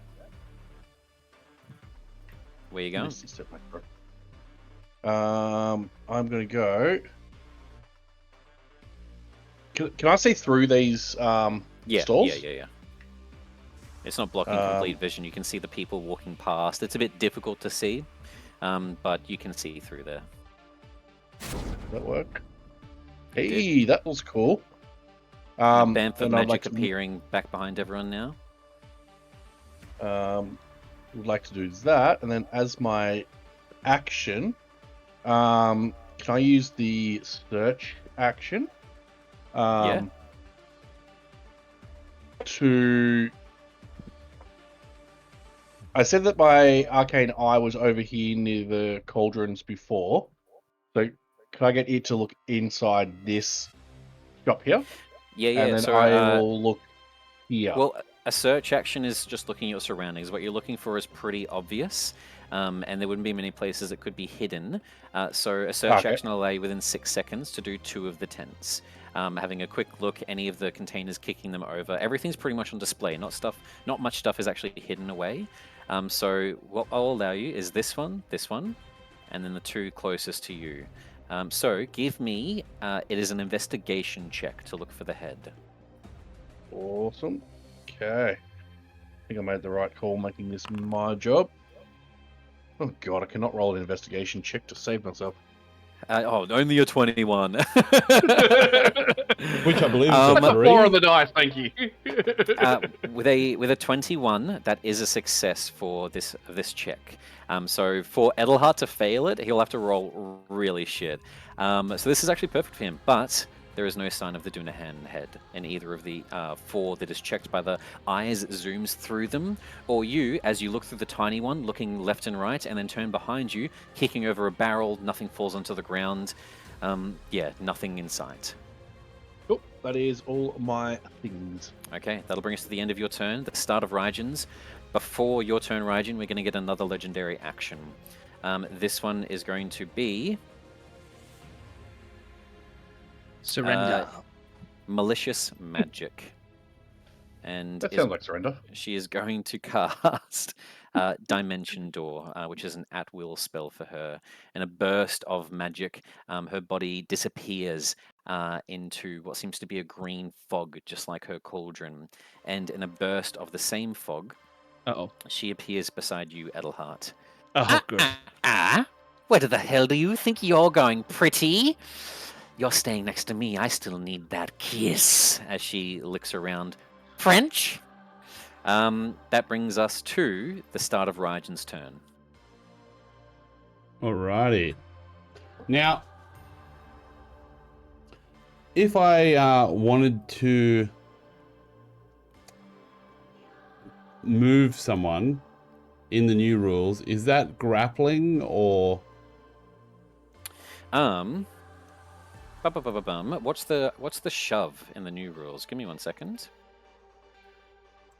Because if you grapple someone and then move, that's still allowed. Grappling is an unarmed attack, and then as one of the uses of it, if you hit with that, you can grapple them, and then grappling, moving with someone is just half your normal movement. But Shove action. shove, I let's think, have is a only look 5 feet, so shove would be less movement, but maybe easier. Let me just check. I almost have it. Shove. Here we go. Shove. Shove is one of the other uses of an unarmed strike. So you can damage, grapple, or shove. Shoving is only 5 feet or knocking them prone. Grappling, they have a chance of obviously escaping, but you can move them. So grapple would be better for you. So an unarmed strike to punch someone if you want to start moving them. A nice little thing I just figured out is my improved shadow step gives me an unarmed strike when I land, and it's a bonus action to move 60 feet. So I will look. I'm trying to think of a name. Grace's Vidya? character, whose name isn't down the bottom left because she's not online. Vidya, I believe. Yep. And I'll just be like, right, just you and me. And I go like this, and I vanish. I'm going to appear down here next to my good friend Johan. Yep. You don't have to move 5 feet, and that gets you there. Yeah. Like 5 normal feet, and then teleport. And just say, hey, you want to come up and join the fight? This fight is a mere distraction, boy. Keep her busy while we find what we have come here for. All right. and then I just run over this way, and I'm just going to search for it. So I got 60 Okay, feet of 100%. movement. So basically, run over to the drink bar, Yep. and you said I can use an action, so I'll just Yep, use an two action of them. to. So it'll be these two closest ones just here, the dragon top and the purple top. Give me an investigation check, please. Oh, I'm really good at investigation. Oh, wow. Actually, you know what? Because this is where he went. Stepping beside you. If you've already done one roll, that's fine. Roll with advantage, as standing beside you and helping in this section. Oh, are you looking for something, friend? You see Bobbery having a drink. You son of a Bobbery. bitch. Oh, Bobbery, our lovely companion. The real treasure was the friends we made all along. well, I'm looking for a. This is gonna sound weird, but I'm looking for a head, and Oh, Sounds very weird. like a head, like a. And I'm just gonna roll investigation again. I've just done Persuasion. a roll. Oh, thank you. Just for some chaotic fun, as it is in the session. Thank you, appreciate it. No matter what you get, 22. 22. 22 is a pass. You don't find the head. As you mention that. Oh, wait, yes. The chosen of last time. They separated them. I remember that. A new daughter was born, and we buried the rest of the body, and we kept the head. Some magic was done on it. It's done on each of them, and then each of them one by one is planted in the fields the following season. Usually they're kept up that way, and he points to the north of you. All right. Cheers. And No, that's fine. no, I really appreciate it, and I give him a pat. You want some help looking? No, I'm good. You stay.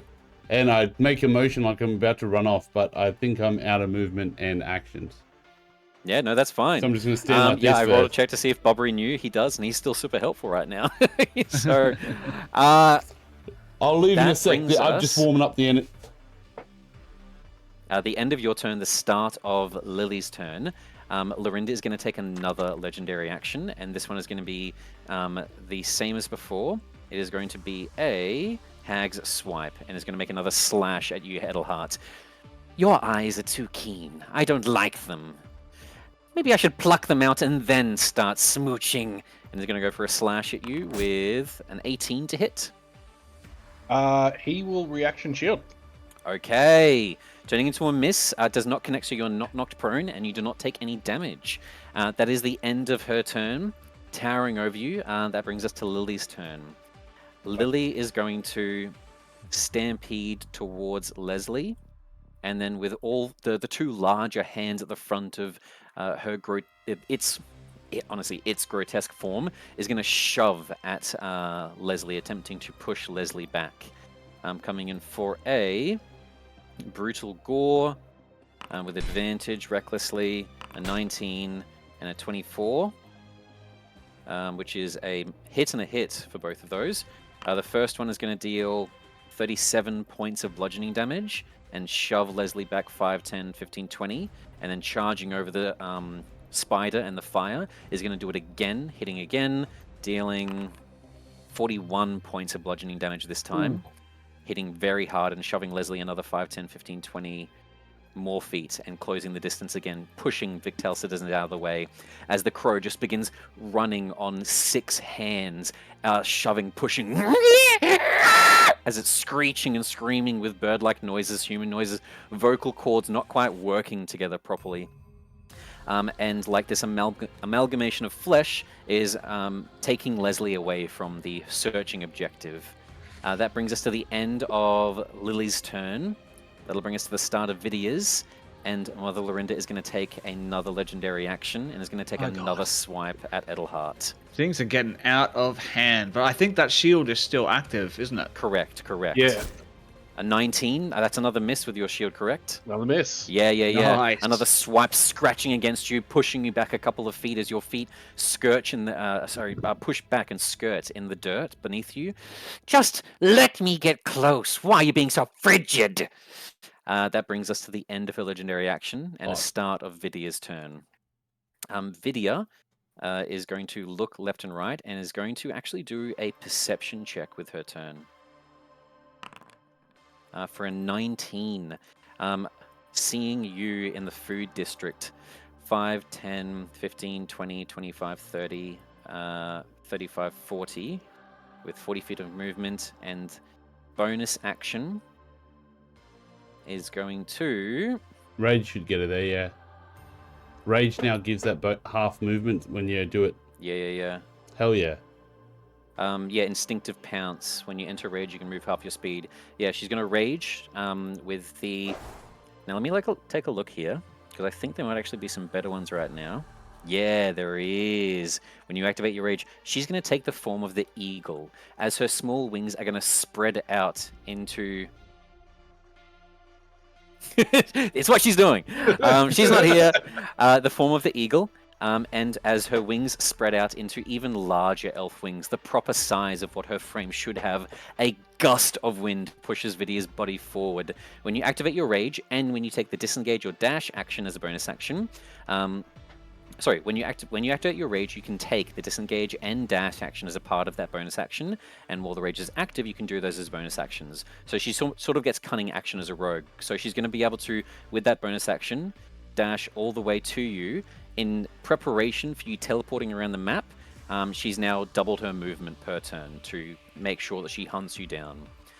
That's going to be her turn. That's going to bring us to Johan, and using her final legendary action. Actually, teleport, 2 hits. No, she's done. She's out of legendary actions. Johan, that's your turn. Thank fuck for that. Okay, so... Johan, this chaos has just erupted. For now, he seems to be fairly untouched by everything that's going on around him. I would like to take an action, if I may, to study Mother Lorinda.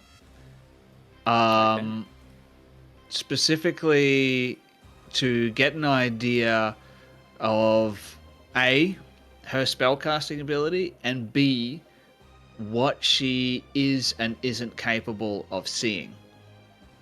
Okay, 100%. So that's what I'd like to know. So I imagine I need a roll here. Give me an Arcana check. Yeah. All right. Let's bring that up. Arcana. Okay, so not my best ability, but let's roll it. It's not too bad. My gods, it is not my day. It's telling me I got a 9 on that one, so not great. Look, giving you some assistance from a distance. Tactical mind, you can add an extra D10 to that, as Leslie's going to call over. Johan, you're so good. Please help. I need you. You're so cool. You're my big brother. I need help, big brother. Filling you with a bit of adrenaline. Be still, my boy, but I do appreciate it. That's an extra 9 on top of that, for a total of 18. Okay, 18. Look, with an 18, her spells, it's difficult to tell. She is on classification to an archfey, a member of a coven. Covens already allow some spells that would be finite to be infinite. They allow, that's usually the main difference. Hags usually have set spells that they have practiced over their lifetime and perfected. However, when they're a member of a coven, that spell limit is usually completely removed. It's the power of 3. Whereas sometimes without the coven, they can only cast it once per day. This dimension door is one such of those things. You have no idea what the other spells are, though, because hags vary in every capacity. The Violet Briar is all about earth and plant-like spells, to be specific for you. Her, Mother Lorinda, you're guessing with a place like Victal, and you've already seen Modify Memory, it's probably suggestive controlling magic. Specifically, that modified memory. I know that, being such a powerful creature is almost godlike in her abilities. Is there any chance I might have some understanding, would this be like a leveled spell, or is this just far beyond No. These would be Spell leveled casting. spells. These would be things that she can cast infinitely at will, but they all take an action or bonus action, and they all would act as the same. You know from Modify Memory, actually, I'll just give you it with an 18. It's a concentration spell. Even if she's Archfey and has unlimited power and access to so much special stuff, she'd still be concentrating on that like any mortal. She's not a god. It's the thing. An Arch Hag isn't quite the same as an Archfey like Titania. Yeah. She is overwhelmingly powerful. And look, it varies quite a lot. I'd like to even think that, just to metagame for a second. I probably think that, what's her name? Baba Yaga and things like that probably are on a godlike level. Mother Lorinda is not. She's quite a there. powerful hag that I would assume, similar to Unkatop and Strahd, is on their level of Domain of Dreads. The Lords of Dreads all have a certain power level, and she's matching that. She's powerful, but not omnipotent. Yeah, okay. So something like, just say for instance, a Dispel Magic would have a chance of working if someone were to Correct. cast that. Good to 100%. know. That was my action to do that though. Would I know, is she capable of seeing anything beyond the physical realm? Yeah, look, I'll give you that as well. It's a general hag thing you would know by your mother specifically, that it does have a specific range before the magic sort of begins to dissipate and loses effect, but she would have true sight to a certain range. All right, she has true sight to a certain range. That is good to know. Let's have a look. Can I get a description on true sight? I cannot. You know what? I'm just True going to sight give is it... just the ability to see magical things. Yep. So not quite dark vision, but you also know that hags usually have that too. That's Yeah. not a magical thing, that's just a racial thing. But yeah, being able to see magical effects. The same as your detect magic, that but with eyes. Yes. Okay. Very good. All right. So that's given me a bit of an idea of what I want to do here. I would like to, if it's possible, just to move, maybe skirt around the outside of the actual skirmish that's happening here. Let's have a look here. I think it was speed of 30 or whatever it is. So we'll move 5, 10. Oh, wow. I can't go through that, can I? So go 5, 10, 15, 20, 25. Maybe to there. Yeah. Let's have a look. I know I'm taking up a lot of time here. That's okay. Where is this character sheet of mine? Calm There it down, is. Dan. Stop being so pissed. Yeah, Dan. What? It's my time to shine. Good. Can't Technically, all this be about session you, will be Dan. done in a single turn when you guys find the Dullahan, if you manage to get it there successfully. So this combat ends with finding a single thing and putting it somewhere. But Yes. the problem is you have no idea where that is. Well, That you is- cut it down, actually. You cut half of the map off thanks to Bobbery. Cloaking them in shadowy darkness. The target +1 bonus. I am going to cast. No, I'm not going to cast shit. Actually, that's it. That's me done. I'm not going to take a bonus action. Okay. Well, at the end of your turn, we reach initiative 0, and her lair action begins. In a wafting of magic, a finger points over to the distance. Lily! Out of the way! But keep him there for a moment, please! And a burst of greenish wisps begins forming up at the feet of Leslie, the same as the cauldron's magic. But at this point in time, it's only beginning to form as wisps of green magic and fog between the blades of grass. It looks like it hasn't taken effect yet, but is about to. That will bring us to the start of combat, and that'll bring us to Leslie's turn. Leslie sees the green fog forming around, but unfortunately, as Gemma told us many times, is dumb as shit. Shit, fuck. It starts stabbing up at Lily incoherently and is going to take 2 stabs. It does get the heroic inspiration back from Tactical Master. We're going to have a 25 to hit and a 16 to hit. The first is definitely the hit. The second is also a hit. Both are a hit. Lovely. Dealing 11 points of damage and 9 points of damage. A cut and a cut.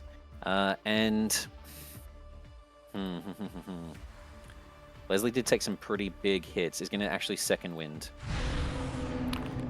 Healing up 23 hit points, a nice amount, and then not provoking any attacks of opportunity. Is going to looks left and looks right. Johan, I'm gonna help Rajan, and is gonna take half movement towards Rajan, wanting to assist an ally as you seem okay. 5, 10, 15, still inside the fog right now. Actually, no, and then has normal movement. Is gonna move all the way, unknowingly bringing himself out of harm's way from whatever's about to come from that. That'll bring us to the end of Lily's turn and the start of Mother Lorinda's. Mother Lorinda is going to, looking towards you. Let's see, how many people can I hit with this? Because you're all so far away. Let's see, it's a that sized thing.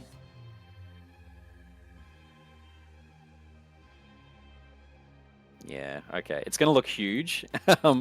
But for yourself, a torrent of electricity, green in nature, is going to ripple out from her, hitting wooden beams, statically going across companions, and is going to slam into you, Edelhard. Can you please give me a dexterity saving throw? Are you going to do a dexterity saving throw for all the civilians it hits too? No, they're just going to be dead. The amount of dice it's rolling is enough to kill a commoner. Fuck. I've got nothing. I hope none of them are inspiration, I related can't to do anything. Bobbity. This is gonna suck. 5. Yes, it is going to suck. You take 45 points of lightning damage. Oh, gosh. Ooh. That then deals it to the same people all there, dealing a couple of hundred damage as she just vaporizes all of the commoners in that area. As they scream, question? their bodies taken away. Was this a magical effect or a spell? Magical effect, yeah. Damn it. 'Cause No, I have it's resistance to spells. mundane electricity shooting out of it. Well, I It's- have resistance to damage dealt by a spell, but Not if it's a spells, no, magical yeah. effect, yeah. No, her cackling wave, as the lightning shoots out with whispers of laughter and giggles across it, is then going to, you feel it wrapping around you in the slightest parts, and you hear the cackling in your own mind now. You are now cursed by her. This needs to be removed by a remove curse spell. It cannot be removed any other way. There is no time limit to it. While cursed, you cannot take reactions. Oh shit! Well, that's a bugger. That is going to bring us to the end of. Let me just double check. I Actually, was saying, you haven't applied damage either, because it's going to prompt a con you're right, save that I'm going to need to do. there we go. Boom. And I lose Arcane Eye. Okay, disappearing, reducing you now to normal investigation checks.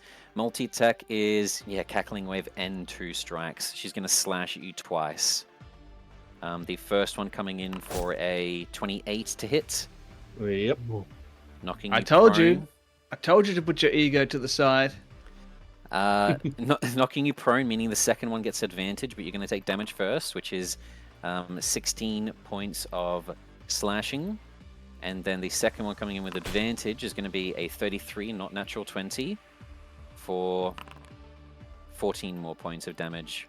Bringing you down to... You're still looking pretty healthy, but it's starting to chunk away. These are some big hits. With her bonus action then, as you are now cursed by her with that cackling in your mind, she's going to look at you, and with a glow of her eyes, you feel your brain and skull begin to throb with a migraine, and blood runs down your nose. Witch's Strike, dealing 4d6 damage, no save, to anyone cursed by her, and you're going to take another 15 damage. That brings us to the end of Mother Lorinda's turn, and that's going to bring us to the start of your turn, Edelhart. Quick question. Yes. How do you deal with counter spell? Do you do that after the spell name is done, or do you do that, I'm going to cast a spell, boom? Wait, what do you mean? So, like, as a reaction, Lorinda could counterspell a spell that I'm going to cast. Oh, correct, yeah. If she's got counterspells, she might not. But like, I just kind of want to set. I'm happy for you to say you're just casting a spell and see if she counters it before you announce what it is. I'm fine for that. Okay, cool. Yeah. Because this may or may not come up. We don't know. No, that's okay. It's probably so I'm good gonna that you use- say. Are you casting a spell? Well, I'm about to stand up and then move half the 15 feet of movement that I have. Yep. And I'm about to cast a spell. Okay. As you do, a twist of her knife in the air, and as she does, you begin to hear yourself as your tongue begins to get tied in on itself, wrapping into a bow. Can you please give me... As she's going to do tongue twister as a reaction. This doesn't sound good at all. Can you please give me a saving throw of your spellcasting modifier? So She did yours one is of what, the French intelligence? earlier, so Can you give me an intelligence saving throw? Oh, you. And in response, the saving throw, if the target fails, it is cursed. You're already cursed. Until the curse ends, the target... you are tongue twisted. That was a fail of the saving throw. Until the curse ends, the target can't cast spells with a verbal component, and when it speaks the opposite. Any spell in your spell have list you now used that your has heroic inspiration? I don't have one. Does anyone have one they would like Well, to I want to approach the offer? bench. Technically, where new bodies made. You see, Your Honor, these are all new bodies made, and we had long rests and all that stuff. Like we should. Okay. Inspiration 2024 is with a long rest. But to humans, isn't it? Oh no, I'm making the argument this is a completely new character, and all characters start with heroic inspiration because these bodies were rebuilt. I will be benevolent as you are currently being just manhandled by Lorinda. You can roll one more time. I might even say targeted. You know how tough this is. If you fail this, you know now all of your spells with V in them gone. Anything you try to communicate with friends, very lucky. 24 is just a pass for tongue twister. Man. As you nearly got just. Honestly, turned into a handicap as a wizard. I didn't have many that were just that didn't have verbal components. Yeah. The tongue twister goes towards you, and you grab your own tongue, almost cutting into it as you grab it so intensely with your perfectly filed nails, drawing a little bit of blood, but stopping the effects of the magic. What would you like to do? And by the looks of it, all I actually had was hypnotic pattern, so that was going to be a Hail Mary of a play. So I lost my hypnotic pattern. Now I don't have movement. So can I do a search action? Yeah. Really don't want to be here. Actually, oh, and I've done a leveled spell. I can't. Okay. Well, if I've lost my leveled spell of Misty Step, which was what I was going to cast, can I cast a leveled spell with my action, or have I used my leveled spell for the you can. Wait, what level spell have you cast this turn? I don't think you've cast one. Have you? Well, I went to cast Misty Step, and then I got tongue twisted. Oh, true. Also, that wasn't... You passed the saving throw on Tongue Twister, so the spell activates. Spell activates. Okay, good. Let me click Sorry, on... I completely brain farted on that. I was just so worried about you not being able to cast a spell for the rest of this combat. Being a wizard... Being a wizard, I can see... Yeah, where are you teleporting to? Let me do this, and then this macro is Unreal. Thank you, Foundry VTT. Soon to be sponsor of this wonderful series. Oh, that was cool. Get in touch, Mr. Foundry. I'm assuming that's in touch. So I'm thinking like this top left corner is where I'm interested in. So Okay, as much as you would allow me. Back here is much easier. There's not all the little nooks and crannies and foods and cartons. You can check 1, 2, 3, 4 of all of the large crates. Give me an investigation check, please. Awesome. 30. With a 30, you see a mirage of different beasts and creatures, each of them awakened, each of them a potential friend or foe, some of them gnawing at bones, with all of their cages with a simple just latch holding them tight. Cool. Okay. I'm kind of... in any of these cages, did I happen to see... Oh, sorry. No Dullahan's head, by the way, on that. Oh, yeah. But do I happen to see an owlbear? Do you happen to see an owlbear? So look, the creatures Particularly a with it, male. they're going to work. Let's decide what they all are right now quickly, and then I'll actually put the names on here for me.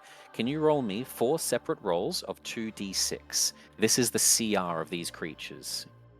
Oh, Are we going to need Sir David Attenborough to narrate what happens if you find a male owlbear? In got his great nipple detail, I laughing. hope. Okay, I will go through these creatures in a second. We'll see if they're a male owlbear or not. Is there anything else you're doing? Because you've still got your main action.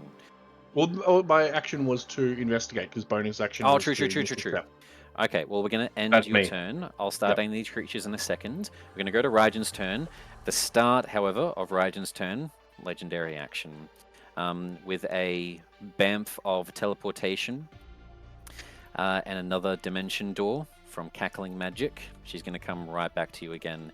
You're the only one who seems to be actually doing anything. So why don't we go down like a good little puppy, and then I can get to your friends. As she realizes that you're the main threat. Sorry.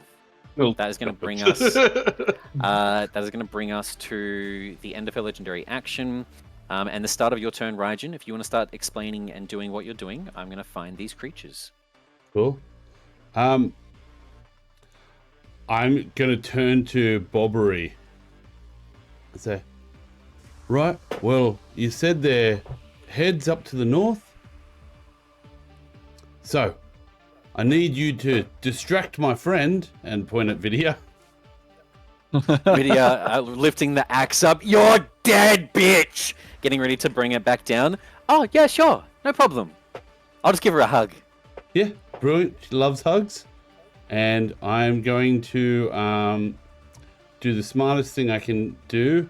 And I'm just going to punch Vidya in the face. I'm bringing Bobbery into the initiative. Bobbery got a natural 1. Honestly, that's perfect. That's Oh, perfect. Real hero of this Yeah, story. I love it when the dice tell the right story. Now, listen. Hopefully, she's going to hold that pose for a while. And I want you to hug her really tight and don't let go. And so what I'm going to do is I'm actually going to cast Bane on Vidya and the Big Crow. And then I'm going to do then I'm going to do some unarmed strikes on Vidya. Okay, Bane, what saving throw is that? It is a charisma saving throw, 21. Vidya is a fail, so negative d4 to all rolls.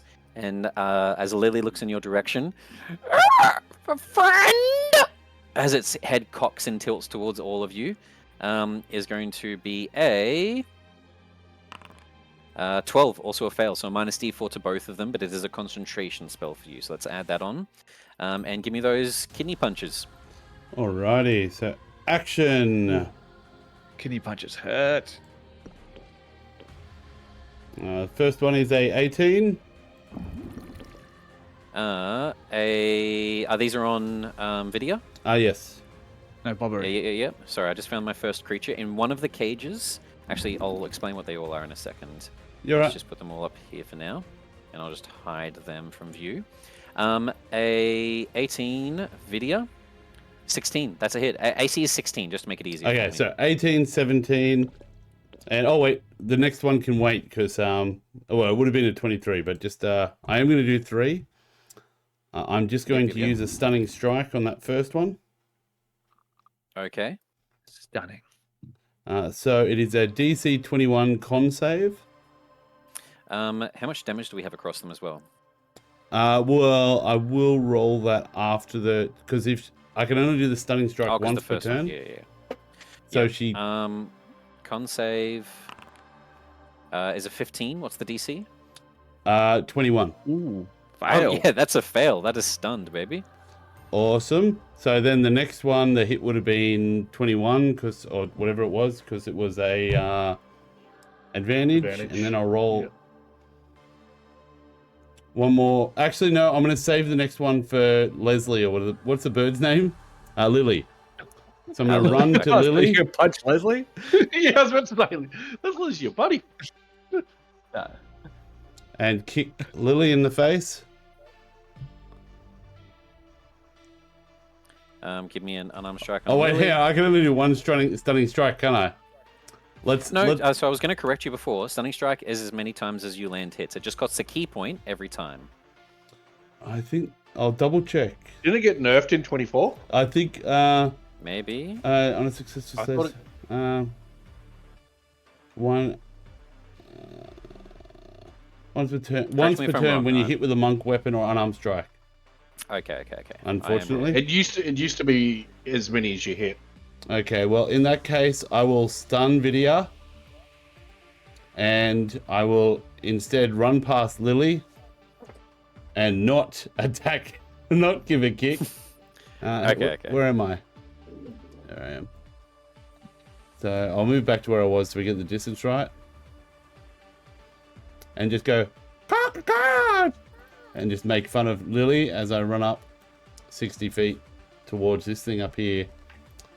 And the damage. Okay, 100%. On. Bam, bam, and then eventually to there. And I'll just roll the damage for you. Yep. Unfortunately, it's 10 on the first one, and 15 on the second, on video. 7. Yep. So she takes half of that as she's raging. So she's Does she take half from 208. force damage? No, she doesn't at the moment because she's not the actually Eagle. the bear wouldn't either anyway because the bear doesn't have force. So no, she's going to take full. So that's another 7. Sorry, bringing her down to That's all good. 4, 206, and then another 5 to 201. Okay.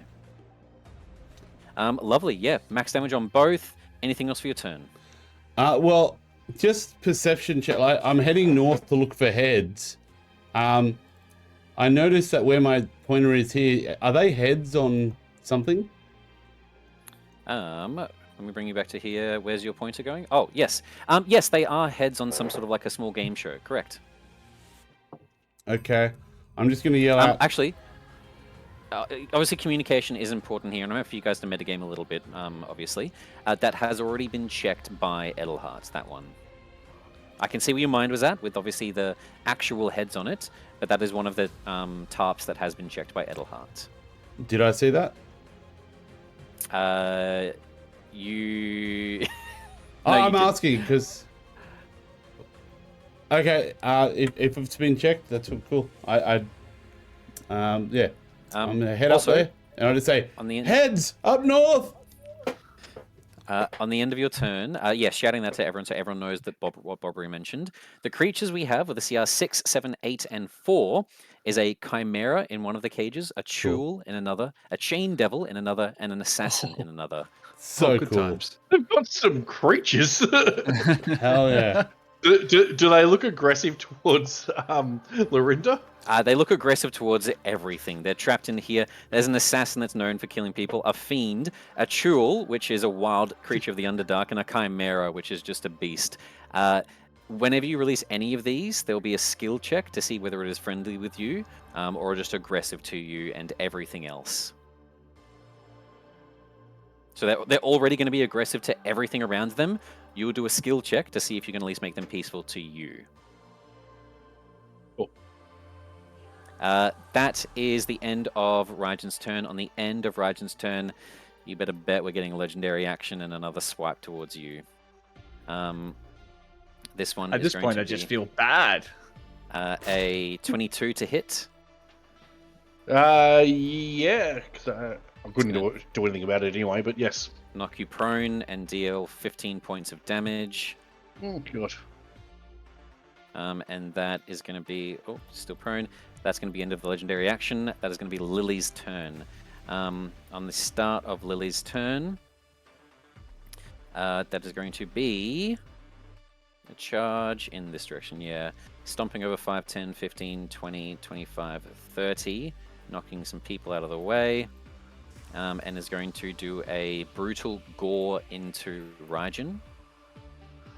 For a 22 to hit. That is a miss. Okay. And a 26 to hit. Shield.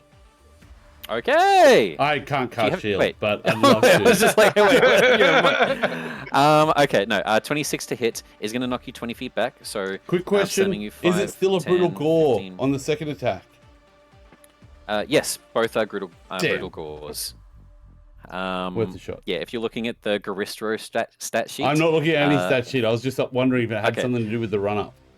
No. This is a Garistro that has been changed. It no longer has the slam. It brutal gores twice. Oh, all good. Lily is not a friendly creature.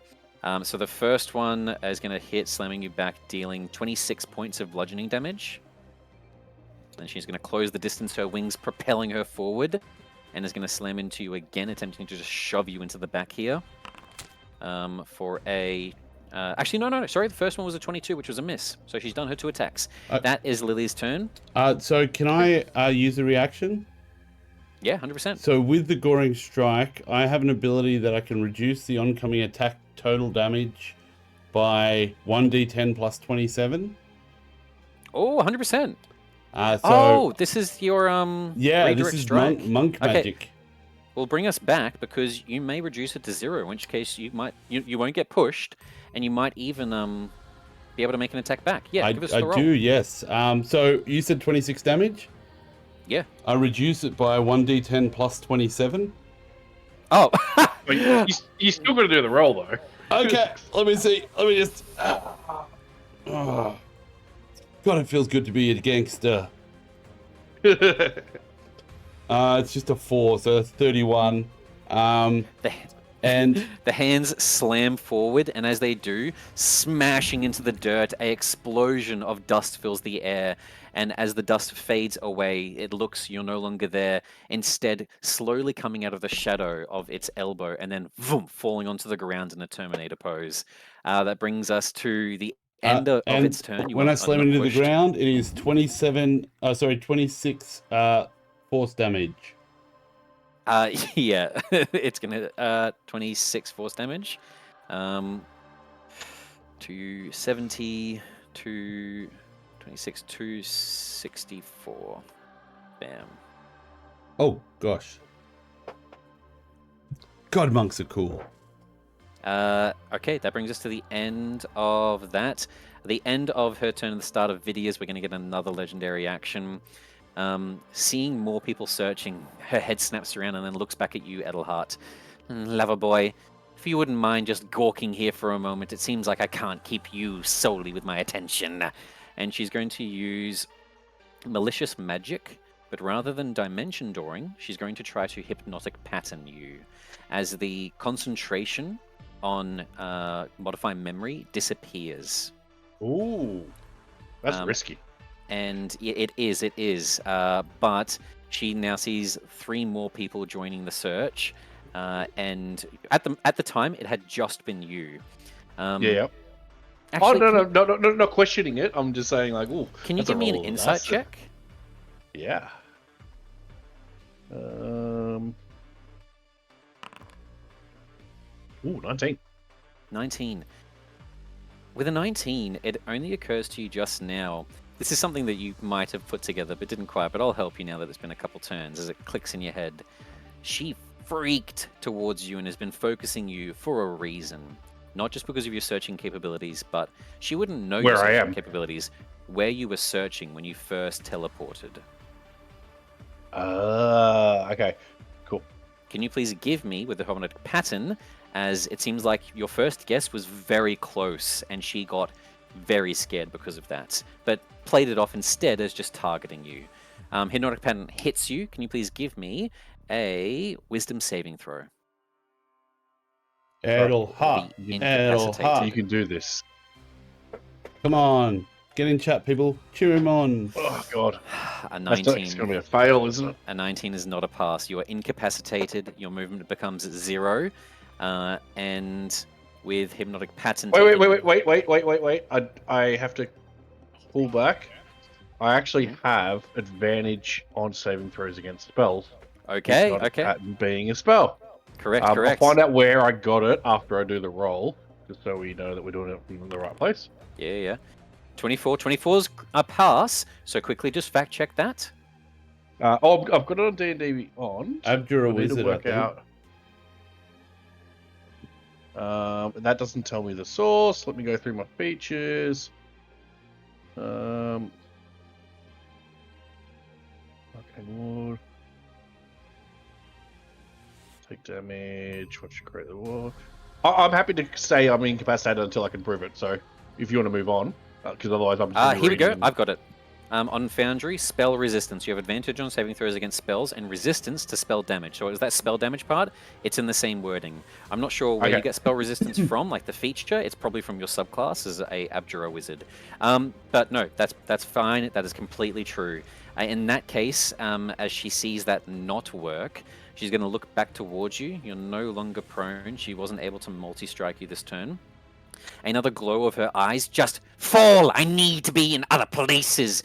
And is going to Witch Strike you again. So you're automatically still cursed, just going to take 19 more points of damage. Was the curse a spell? Just out of curiosity. No. The curse was the effects of her multiple other features, and as a byproduct of it, you become cursed. You're not tongue-tied cursed, luckily, but you are cursed from the cacklings in your mind. So, is that a concentration check? Are you concentrating on anything? It's already broken. It was the arcane eye. Okay, easy. So that's going to be bonus action, and yeah, look, she's going to with what's her movement?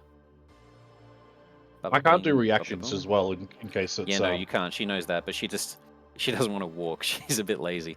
Yeah, she's going to belittle herself as huge footsteps begin to 5, 10, 15, 20, 25, 30, 35, 40 with a fast movement speed because of her huge size, the same as Vidia's, and is going to begin sprinting down to the rest of you.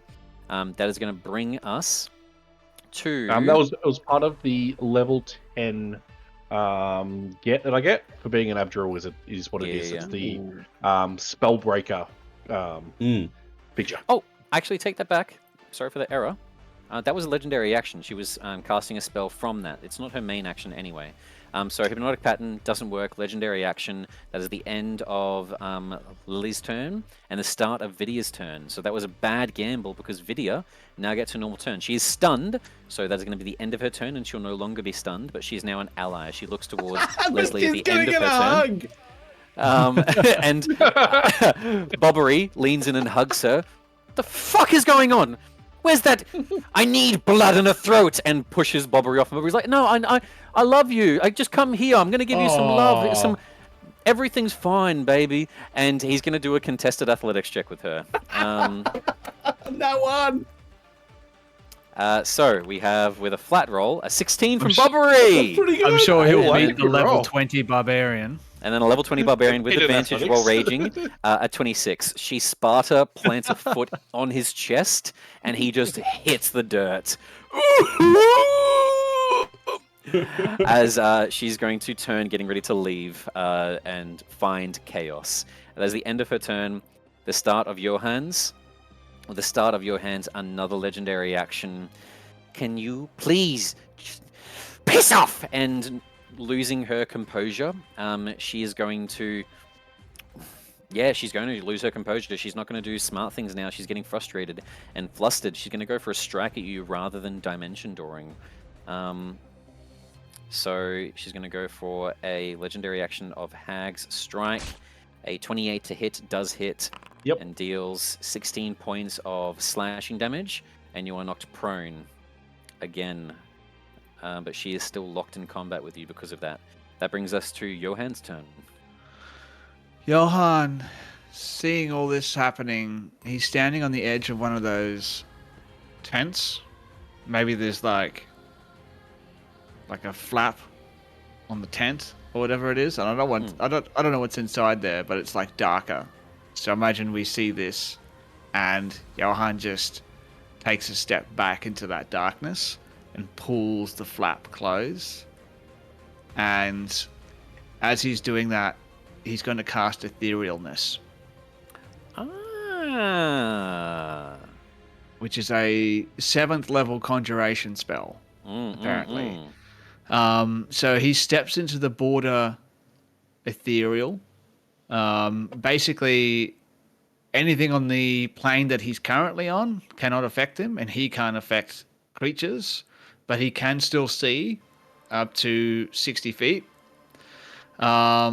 So his plan here is just to let everyone indulge in the chaos as he just meanders around leisurely in the border ethereal looking for the prize.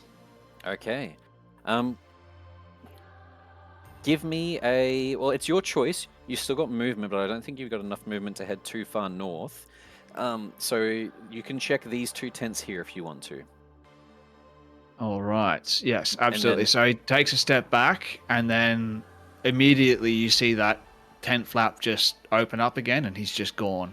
Like one of those tricks that people do to their dogs where they hold up a thing. and Yeah, no, you'll be able to disappeared. check both tents and then even move through the tents here to check them and then move through them to the next side, saving you having to go all the way following the pathway to the right, or failing a skill check, you'll be able to just glide through them, moving through surface to surface to surface as you go through the walls. Give me the investigation check for these 2 first. All right, an investigation check with Johan Aldori. Let me bring that up. Investigation. Okay, here we go. Do not let me down this time. What did that roll? A 13. A 13 is a fail. As you're taking a look through them, it's hard to tell whether they're here or not. What's your passive perception? My passive perception... Oh, I'm glad you asked. I'm glad you asked what my passive perception is. Because I can tell you in just a moment. I'm going to go back to here. My passive perception is 17. 17.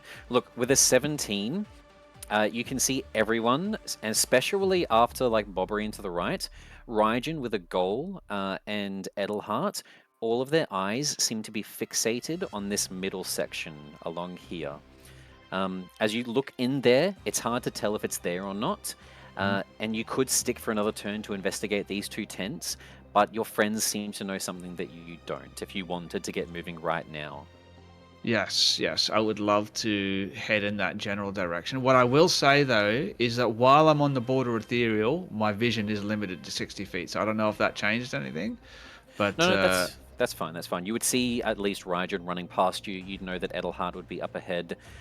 Also, for this area, there are only 4 areas that haven't been searched yet. The pink tent, yes, the wooden tent, the workshop, and the hut beside the crystal ball. Okay. That will bring us to, actually with your movements, so what's your movement at the moment? Is it change with etherealness or still just 30 feet, but you can move through surfaces? I believe it remains the same. Oh, actually, it might be half speed. Let me just double check etherealness. While on the border ethereal, you can move in any direction. You can move in any direction. Every foot of movement costs an extra foot, so it's basically difficult terrain. Okay, 5, 10, 15, no problem. And you might need to make up with that with maybe some of your teleporting abilities. You still have your bonus action. Do you have any bonus action teleports available to you? Yeah, I do. I've got so many of them. I can bonus action Misty Step as one of my warlock abilities. So I would like to bonus action Misty Step over to this tent over here. 100%. I'll just pop you right outside the tent because it's 40 feet. So next turn you'll be able to move inside and check it. That brings us to the end of your turn, and that brings us to the start of Bobbery's turn. Bobbery is going to get back up from prone and attempts to grapple Vidya again. Just look. Accept it, baby. Everything's going to be fine. You just need to chill. Her eyes turn. I do not need to chill. I need to kill. Look, I think you're overreacting a bit. Relax. And he's going to lean in for another hug. Women love it when you tell them to relax. Yeah, it's just give us some chocolate or something. A natural 18 on his plus nothing. He's doing well. He comes in for a well. pretty good hug. Versus a 17 with advantage. I will reveal it just to make sure that Grace doesn't think that I'm bullshitting for some people. laughs here. Love wins. He comes up and he full Nelsons her, one arm under her left armpit and the other arm around her neck, and then slips under her from behind and does the full Nelson from a rear chokehold, but is like softly hugging her at the same time. It's gonna be okay. You're fine. Relax. Namaste. Guy's so dead. Whispering into the side of her ear. Behind her, he's just become like a little Yoda backpack. And that is going to be the end of his turn as he's grappling Vidya now. That's going to bring us to Initiative 0. As Initiative 0 happens, two things occur. The fog here finally solidifies. As it does, you notice that some of the people inside the fog, merrily drinking and eating blood cracking from bones and marrow that they're consuming, disappears completely as the fog touches them. Vroom, vroom, vroom, teleporting away somewhere. You already know that she said the same thing and told the children to steer clear. And with another pointing of her finger, just be gone!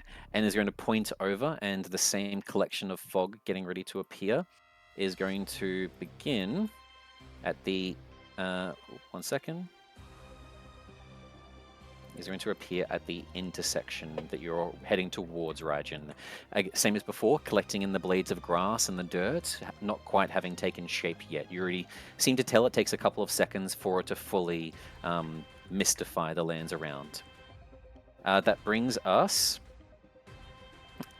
sorry, Jess just sent me a message that she got a really good place in Fortnite and she's happy. That brings us to the start of Leslie's turn. Leslie is going to turn to Vidya. You okay now? Yes, I'm fine. Get him off me. But Bobbery, do you mind?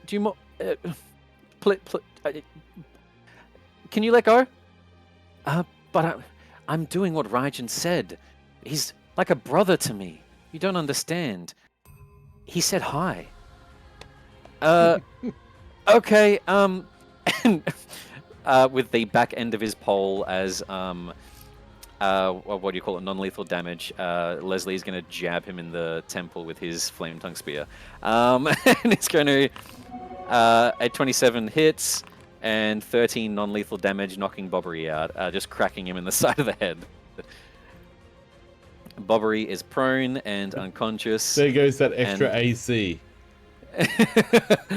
And someone throw Bobbery into the cauldron and say, Violet Briar. Are you going to send Bobbery? That's a win. Leslie is going to 5, 10, 15, 20, 25, 30, move to Lily. Raijin, keep going. I'll get him busy. And it's going to go for an unarmed strike, Raijin, rather than a pole attack. Nice. With a 20 to hit, which hits. And is going to do the grapple condition, attempting to hold Lily here so you can run. Perfect. So that is going to be grapple. The target must succeed on a dexterity saving throw. The DC is 8 plus strength plus proficiency. Proficiency for you guys at the moment is... Let me have a little look across the page. Plus 6. Strength is 6, so that's a plus 12. So that's a DC 20 strength check from Lily. Lily does have a very high plus, though. So this is a fail, though. Leslie runs up, and as Leslie does, grabs two of the hands that are acting as feet and pulls them out, forcing a split as the back end of Lily cracks to the ground and screeches as Lily falls onto all fours, stomach first. Now grappled by Leslie. But let's be honest, if you can take out Bobbery, of course you can take out Lily. Like Bobbery, the most powerful of us all. He's like the technician in that Star Wars game, the boss, if anyone gets the reference. That'll bring us to the end of Leslie's turn, and that'll bring us to the start of Mother Lorinda's. On the start of Mother Lorinda's, let's see what big stuff we have. Please. Yeah. You mean how are you going to kill? Killing my backstory. Look, it's taking an arch hag to 1v1 Edelhard. I think that's helping your backstory. Yeah. You willing. Does it say if they're not willing? You can also use the spell to banish an unwilling creature. Choose a creature within reach, make a melee spell attack against them. On a hit, they then make a charisma save. Okay, yeah. Look, Edelhard, it's been nice, but you've helped too much. As you shout out to your companions that it's somewhere in that rough location, those 4 tents. Look, just in case how this goes down, would you like to roleplay that? How do you announce to everyone what you figured out with that insight check?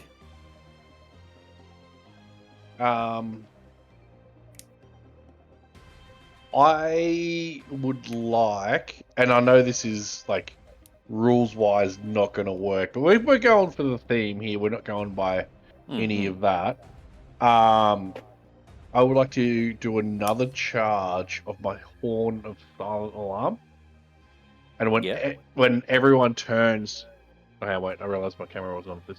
When everyone turns to look, I just point there, and I would just mouth, "I got this." Lovely. Like you do that, I'll handle this. And it's like, because he's got that like swagger and confidence, he knows he's going to get out of it. As you mouth that, "I've got this," one of her few actually limited once per day spells points towards you as magic glows at her fingertip, and then she slams it towards you at rapid speed, attempting to touch you with this glowing green finger. Runes glowing across it, you can see written in Sylvan. You begin to decipher in slow motion as it's coming towards you, and you see the runes seem to spell out across them the letters of SWORD, COAST, Sword Coast, wrapped around her finger.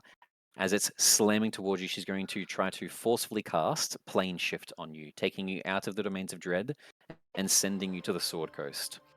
She needs to make a spell melee attack against you first.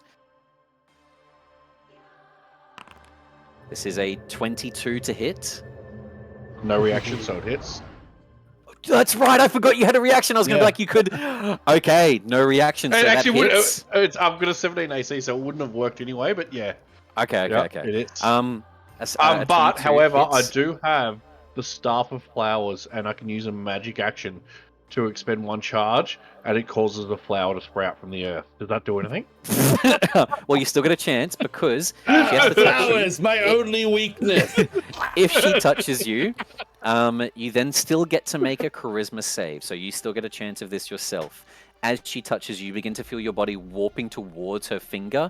Flashes of a magical land, huge cities, giant walls, statues crumbling above metropolises, pirate ships going through the seas, dragons flying above the Sword Coast, visions of it as your form is being sent down to Baldur's Gate. Can you please give me a charisma saving throw to bring yourself back to Tempest? And before I do that, I have to confirm there is no reactions of any type that I can do. No, not with I'll just double check. So the feature that you're currently being affected by is her cackling wave. The target is cursed, and the target cannot take reactions until the curse ends. Okay, cool. Because I do have counterspell, silvery bar, all of these great ones. None of it's doing it, and my +0 charisma saving throw is going to try and save today. Yeah. Is there a cleric in the room? A 15 No. does not cut it. But someone does give you a second chance. I just forgot. He didn't have to use it with his grapple check because he passed. So he still has inspiration pocketed from Battle Mastery. Leslie is going to call out, "No! Bro!" Filled with adrenaline, just like Johan. I'll give you one more roll.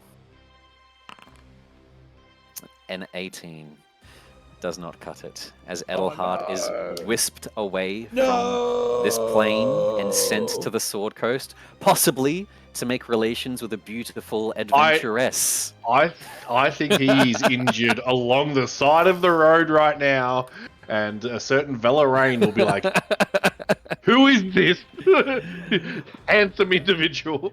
Look, what I will say is, as you're attempting with all your might to reaction as best you can, you mess up the plane shift spell. This is cataclysmic 7th level magic from a arch hag, and as that happens, a wisping and crack of the Sword Coast occurs as you travel from one plane of existence to another. As it does, that slight jittering causes a swapping in time, coming instead to a much younger mother of our main characters, thus the time differentiation. But for now, Edelhart is gone. We're at the 11 o'clock mark, so we'll go over by a little bit here. We know the huts that it is in. We need Raijin or Johan to clutch up. It's time to lock in. That is the end of Mother Lorinda's action. With her bonus action, there is no one cursed. And with her movement, she's going to 5, 10, 15, 20, 25, 30, 35, 40, pushing citizens out of the ways, rushing towards you, Johan. Oh shit! That is going Do I to get the feeling she can see me? As she, at the moment, look, what I will tell you, your passive insight, when she came within 60 feet of you, her eyes made contact with yours. Oh shit! The problem is you can't see further than 60 feet, so you didn't see her not notice you until that point. Her true sight is 60 feet as well, so you both awkwardly make eye contact with each other at the same time. Oh shit! Okay. There she was. That brings us to the end of her turn, the start of Raijin's.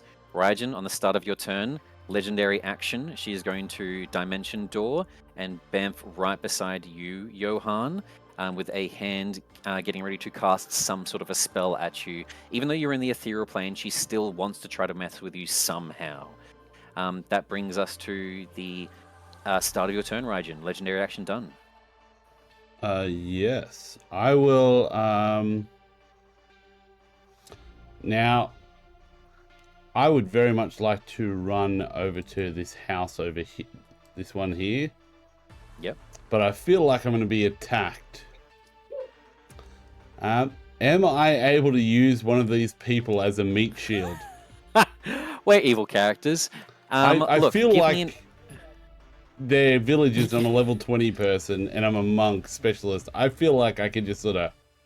Give me a acrobatics check as you attempt to springboard off of their body and push it into the strike. Hell I'll say yes. the DC is 18. I will roll that on a thing. Acrobatics. That'll be a 31. 31. A 31 is more than a pass. The strike is a miss for you, but a hit for a citizen, and is going to completely just killing a citizen and throwing them 20 feet, 5, 10, 15, 20 into the mist as their corpse just ragdolls. Suck it, bro. That's just movement. You've still got bonus action and action, so you've got an action to do a search. Yeah, that's 40, so I've still got more. So it's this one, this one. So just to confirm, some have already been checked. These two right here haven't been checked, so you're fine to do a search and look at both of these. So I'll do bonus action and action on those two. 100%. Give me 2 investigation checks. Oh yes, my Do favorite. the first one, see if you pass. And then I see will if the do second my one- action first. Yep. And what is it? Investigation.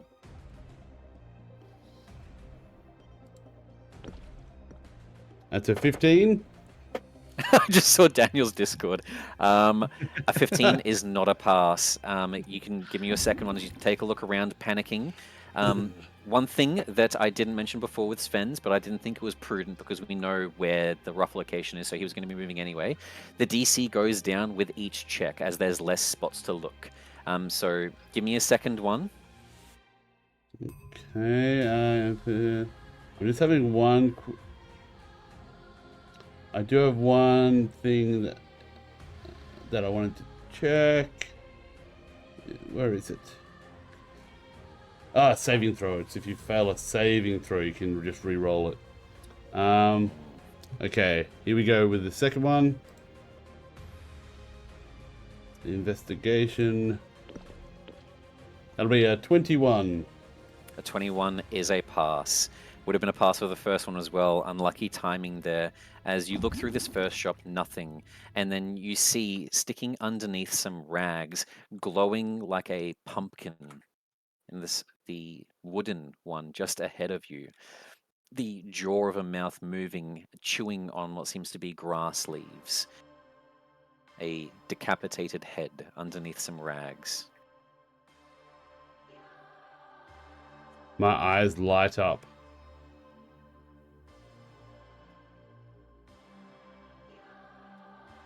Anything else for your turn? Everyone keep looking! Lovely. Mother Lorinda looks back towards you and is going to give me a quick just deception check. Yeah, it's a pass. She looks towards you and makes eye contact, but manages to hide her fear as she knows how close you are. But the same as you're playing off, you haven't found it. She's playing off that she doesn't know it's there. Can you give me a 12. deception check? 12. I thought you were going to ask for that, so I rolled A 12? Yeah.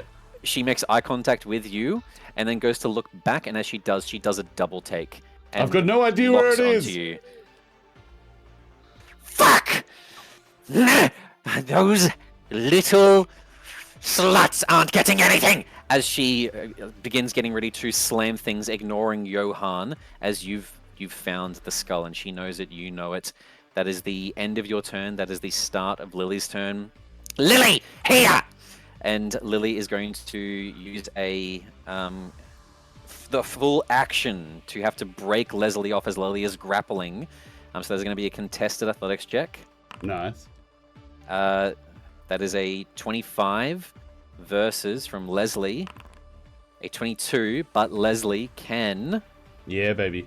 Let me just have a little look at the ability checks that fail. Tactical mind?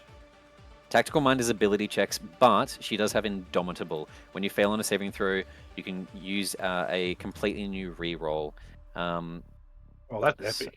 So that is going to be really another one with advantage for a 26 this time. Keeping the grapple going. Lily is going to 5, 10, 15, 20, only moving half movement of Lily's usual 40 feet of movement, unable to get to you. Action used, movement used. Mother! Trying to come to you, Raijin. That brings us to the end of Lily's turn. The start of Vidia's, we're going to get a legendary action. Mother Lorinda, this time, is going to Witch Strike, but with more than enough people that it is now useful, is going to Cackling Wave you all. We saw this before as lightning and laughter and giggles and gibberings shoot out in a 60-foot cone. Can I please get a dexterity saving throw from Raijin, and I'll roll one for Leslie and Lily. Lily is a fail. That'll Leslie be a is 32. Fail. Raijin is a pass, taking no damage at all. Evasion, baby. Citizen is scorched. The shadow is scorched. A child is scorched. Leslie takes 37 damage and has no more reactions, now becoming cursed. And you are completely unscathed as you dodge the lightning. Instead, just Leslie hearing those cacklings in their mind. And actually Lily taking that damage as well. Bam. Also losing its reactions. That brings us to the start of Johan's turns. On the start of Johan's turn, actually no, sorry, that was Vidia's. Vidia's actual turn is going to be running away from Bobbery. Look, channeling my grace. I'm going to do a wisdom saving throw first. That's a 4. Okay, Vidia's going to use one of her attack actions on Bobbery. Unconscious Bobbery, mind you. Unconscious Bobbery, which is an advantage 30 automatic crit, and is going to deal is going to deal 37 points of slashing damage to Bobbery. No! Splitting his body in half, Oh! killing him. And then is going to 5, 10, 15, 20, 25, 30, still raging.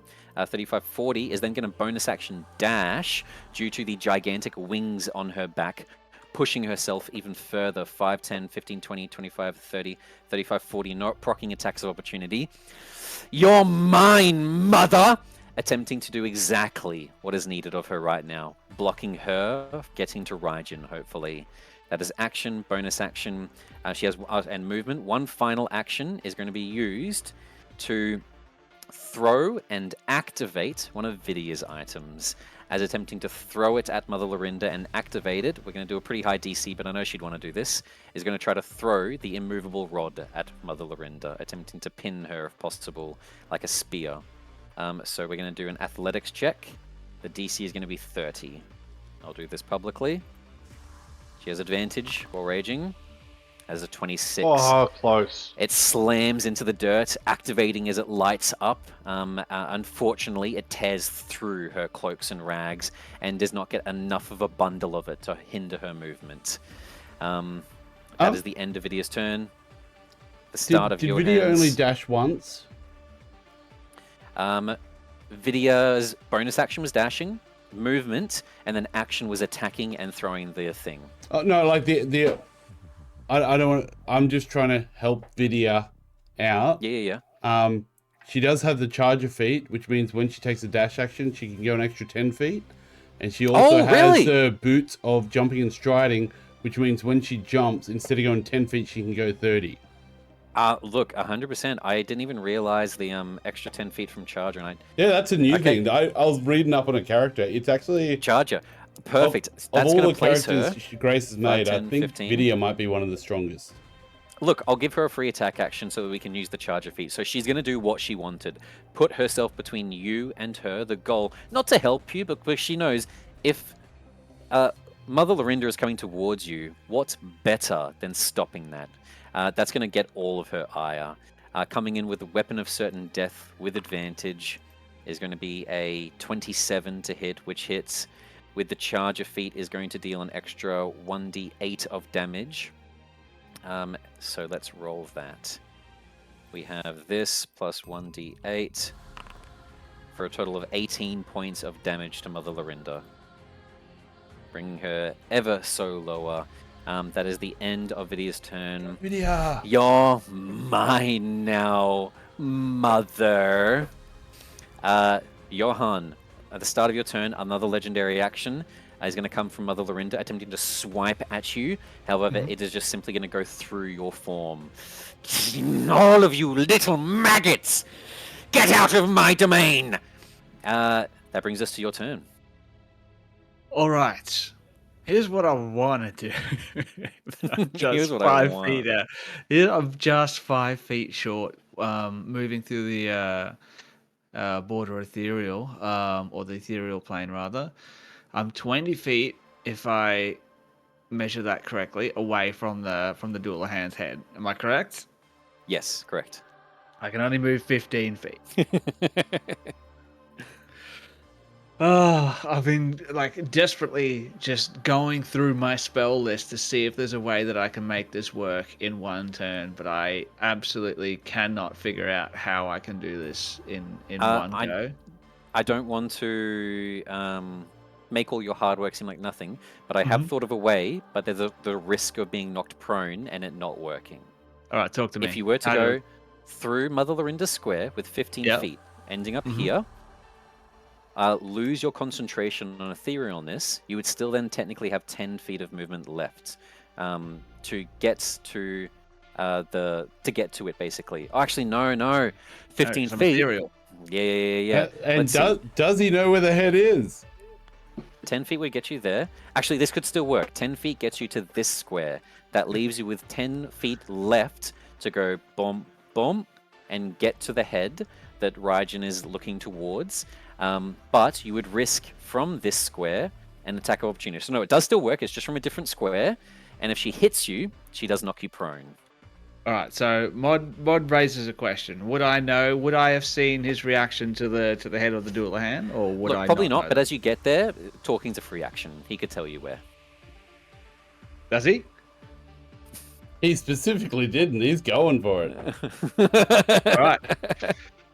Johan does not know that that's where the head of the dual hand is. So stepping through the border of this tent, he's going to step into the tent, like just phasing straight through it with the etherealness. He's going to look inside the tent. Action for that investigation. Yeah. All right. So he'd used his action. I know it's going to fail, so no point in actually rolling it. No, that's fine. As you use your action to look around, your eyes get drawn to the globe, will and you roll can't it. help but look at it. Due to this being a looking check, I will give you 27. the effects of that globe. Looking into that with an action or Oh, bonus nat action. 20. Natural 20, lovely. Take your inspiration. Looking into that globe gives you the effects of the deck of many more things. Just so that we can experience it before the session's over, can you please roll me a D100? Many more I will things. absolutely do Many that. more things, Many yes. more It's from things. the supplement that came out for the deck of many things.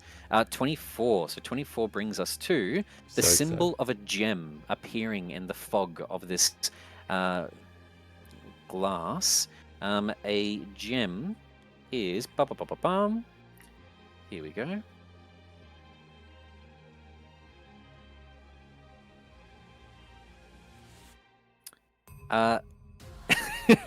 A array of diamonds, sapphires, opals appears at your feet on the grass. You have an array of gems, each worth 5,000 gold pieces and 2,500 gold pieces.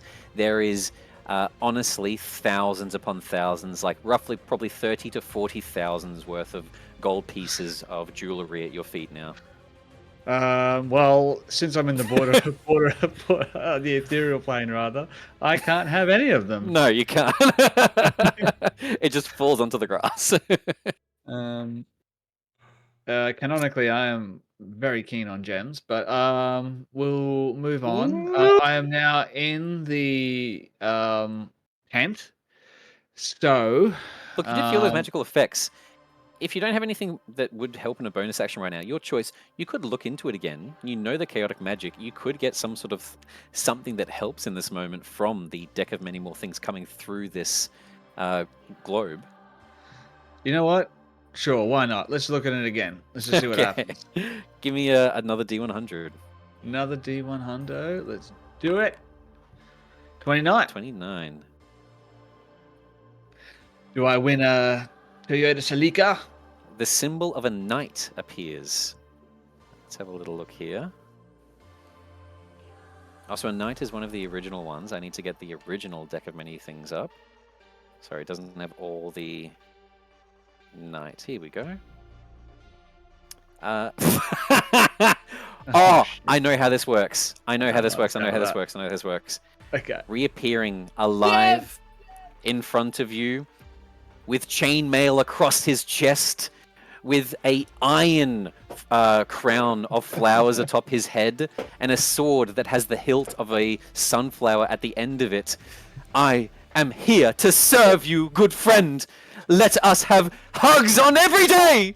You see Bobbery reborn as a knight, a 4th level fighter in front of you, joining the fray. For Bobbery. Yes. Bobbity. Can we give Bobbery to Dan? Dan, quickly make up a 4th level fighter. Yeah, Bobbery looks at you. What can I do to help you? Can you see And me? Bobbery's being gonna, ethereal? Look, due to the fact that he's been summoned and this is deck of many more things, yes, he can see you. Bobbery's going to re-roll initiative with a 7 this time, so he will go after you and do whatever you want That right is now. much better than a 1. Your mother has betrayed us. There is a sickness here that lies beneath what you can see. My eyes have been taken. I can see. Look, boy. Look. See for yourself. Putting a hand over his chest, you have no need to explain yourself to me. I'm free of her curse. I have been reborn. I shall now serve you to my dying breath, and I revoke the name of that vile creature. Yes, very good. Don't need your life story. Just go out and fight. And then, Okay. Get ready to do that. Johan would like to use the rest of his movement. Well, he moved 10 feet to get into there. Yep. So another 1 Two more square, I guess. squares. 2 more squares. So just so I can get, is that okay? Oh, that's 3 squares, Perfect. isn't it? No, that's fair? 2 squares. Boom, boom. Lovely. On the end of your turn, that'll bring us to Bobbery's turn. Bobbery is going to, with his Sunflower Blade, slash at Mother Lorinda twice. And is going to come in for the first one for a 13 to hit, which misses. And a 17 to hit, which hits! And as a level 4 fighter, Bobbery is going to action surge and strike 2 more times. And she dies. With a miss and a hit. And the only strike that hit, Bobbery is going to level 4. So I'm going to say that Bobbery is the battle master, and Bobbery is going to go for a tripping attack. Yes. So there's going to be 3 points of damage from Bobbery, but Mother Lorinda's going to have to do a dexterity saving throw. As with a pass, Bobbery slashes at her ankle, and as it does, the blade gets like stuck in some of the flesh as Mother Lorinda just looks down with her 13-foot high form. You treasonous whelch! And gets ready to backhand to Spectral Hand Bobbery. No. He got 2 hits, didn't he? Yeah, he got 4 hits. Oh, did he get? Yeah, He did. Second of Okay, both. okay. 2 lands. Damage on the second one is...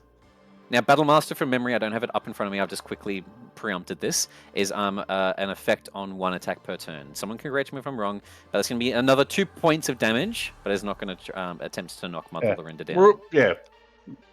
Rule it as DM. Let's move on. Great work. That brings us to Initiative 20. The area there mystifies completely as all the people from within disappear away again. Gone. As the mist teleports everyone to another plane of existence, the same as the plane shift spell. And the final one now is going to just simply summon on top of it. I don't care if I lose the ingredient anymore. All of you are staying here. And bamps as it begins collecting around the grass and dirt of the skull itself. From the sounds of it, this is going to teleport the head, because the head is still a sentient creature as it's been reanimated. It does now occur to all of you that fog is around the cauldron. You need to get it into the cauldron. The fog may affect it, obviously, so one of you is going to need to call it into there, and you're not going to be able to walk it to the cauldron. You're going to need to throw it towards the cauldron. Oh, I've got plans for that, if I get it. Okay, perfect. That brings us to the end of your turn. Oh, the end of the end of Bobbery. the environmental turn. Oh. Leslie's turn is going to come up. Leslie's going to keep holding and is going to move back 5, 10, 15, and pull Lily the entire way with Leslie's immense strength, pushing human capabilities, is going to take the dash action, 5, 10, 15, and pull Lily even further. What a fucking hero. You're staying away from my friends. I've just started to get to know them, even if they're a little creepy. And Lily squawks back, "Oh, friends?" Confused. That'll be the end of Leslie's turn, the start of Mother Lorinda's. Mother Lorinda, overwhelmed by all of you, is going to call out, "I've had enough of this. All of you should just flee!" And with a booming of her voice in all directions, she's going to cast Mass Suggestion. She's going to target every one of you. Can I please get a Wisdom saving throw from each of you? I love those sound effects. Do I get evasion on wisdom saving throws as well? No, you do not, sorry. Wisdom save from each of you with the effects of flee, which will be you using your turn to run away and a dash action to run further in the opposite direction of Mother Lorinda. Question. Yes. Does this affect me on the ethereal plane? Creatures that you can see, and she still can see you. I'm going to say yes. Okay. Alright, let's go. Wisdom save. Whoa! That is a pass from Johan. That is a fail from Vidya. That is a fail from Bobbery. 31 from me. God damn it, Bobbery. That is a fail from Leslie. A 31 from... Nice. Well, I guess monks have proficiency. I'm a in monk, wisdom, baby. Right? Perfect. That is a pass from Johan and from Raijin only, as everyone else is now on their next turn. For one turn only, going to run in all directions. just you two needing to clutch it up right now. That is going to be her action. Bonus action. She's going to curse and scorch automatic damage to Leslie and to Lily, dealing boom, boom, 15 automatic damage to both of them. And nothing really else for her turn. That's going to bring us to the start of Raijin's legendary action. She is going to cast Hypnotic. Oh, actually, no. Mass Suggestion's concentration. She needs to keep that up. She's in a tough spot. She's going to attempt to do the cackling wave again. It's the only thing that she can really do to deal some damage to you. Can I please get a dexterity saving throw from Raijin? Do you want to know? 32. 32. You instantly just, as it's coming towards you, springing off for another one of the barrels in this toy shop that you find yourself, it arcs around you in all directions in this bullet time. Landing flat-feeted first. It's your turn, Raijin. I am going to put a stop to this. Right. Here we go. And I'm going to... Do I need to use an action to grab this head? It is taking a main action similar to like a grapple to pick it up, because as you do reach for it and grab it, it starts biting and resisting. So you automatically succeed because it's so tiny and small, but it does require an action to essentially grapple it. Alrighty. Well, I will do that. And... God, you're still, are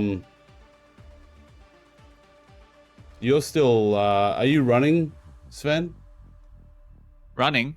I'm moving as quickly as I can. Did you pass your check? I passed my check. Yeah, absolutely. Yeah. And are you still ethereal? I am ethereal, yes. Okay, well, I was going to throw him the head, but it's probably not a good thing.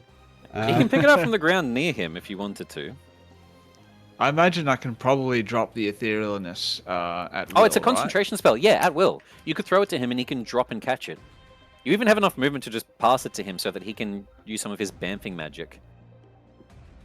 Yeah, I think I need to do something, because I'll probably never get a chance to do this. Yeah. And I say, right, I'm going to get it close to the cauldron. You get it in. Yes, of course. That's if I can't get it in. And I'm going to cast the spell Kobe. Spell Kobe. Are we just going for an athletics check to throw it like a ranged weapon? I was hoping for Dex, but I guess I'll do athletics check, which is a -1. Oh no, it's not. This is going to be a ranged weapon, which similar is like most is finesse for you, as this is just an improvised. Actually, it is an improvised weapon attack, so you're not proficient with that. Mm-hmm. So it's a D20 plus your ability modifier, but not your proficiency. So for you, that's 7. So it's not a +13 to hit; it's a +7 to hit, but still pretty good. So give me an attack roll. All right, so I'll just roll a d20 on this. So what?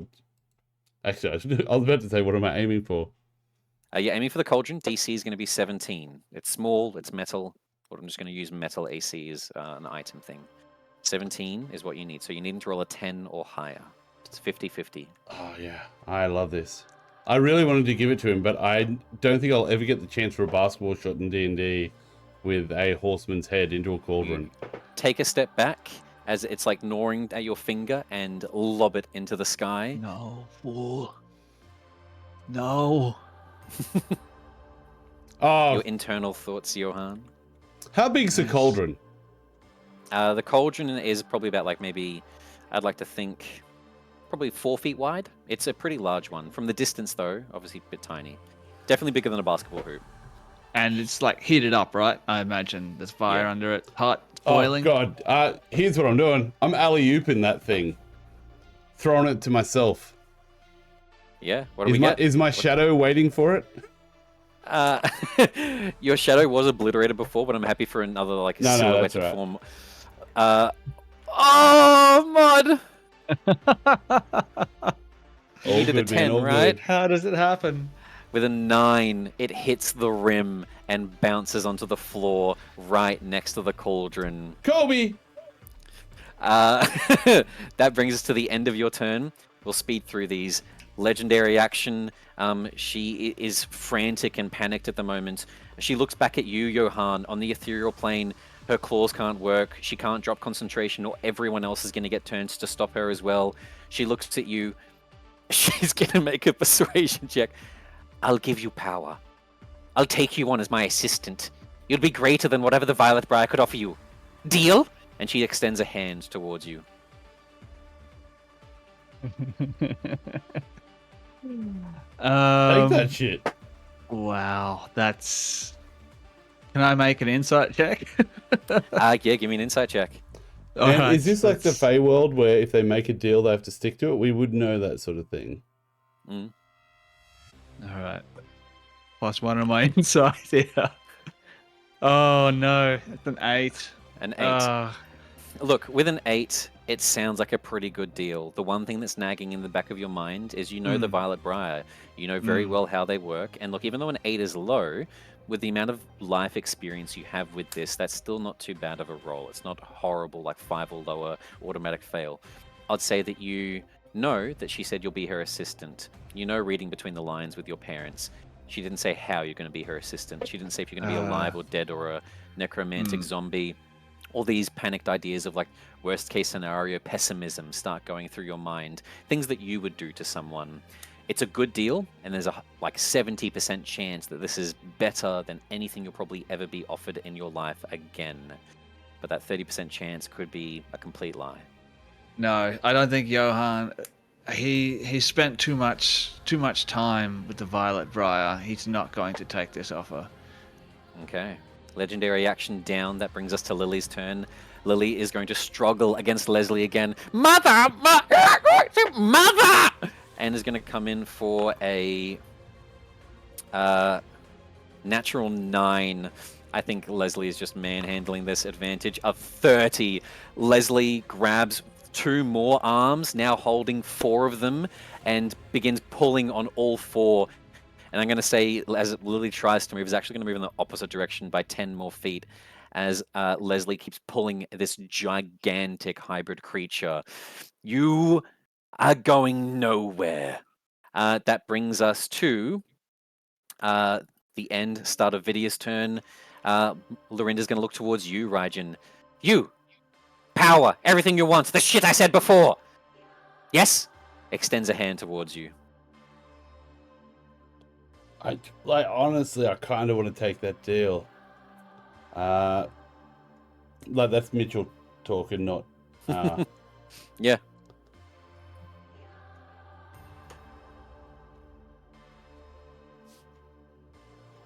Call it a 50-50. Okay. 11 and up. Gonna stick to the plan. 10 and down. I'll take the deal. Take the deal. Okay. Loyal boy, a 17. I can't even see the roll, so I was trusting you then. A 17. Yeah, what do you say back to her? Yeah. I don't think that's happening. But I'll make you a counter offer. We're gonna put you in the ground. You're very funny! As she turns, looking frantic and frustrated. Fine, I guess! And you see she's getting ready to click her fingers and for something to happen. As that's happening, passive perception, Raijin, you can see the fog around the cauldron getting ready to dissipate. She's preparing to get rid of the magic that has been protecting it to this point so that she can enter the space. It seems like she can't enter that fog either. That brings us to the end of Vidia's turn. As Vidia has to 5, 10, 15, 20, 25, 30, and dash 5, 10, 15, 20, 25, 30, and bonus action dash 5, 10, 15, 20, 25, 30, and is just going to sprint 90 feet away. Bobbery's turn is going to do the same thing.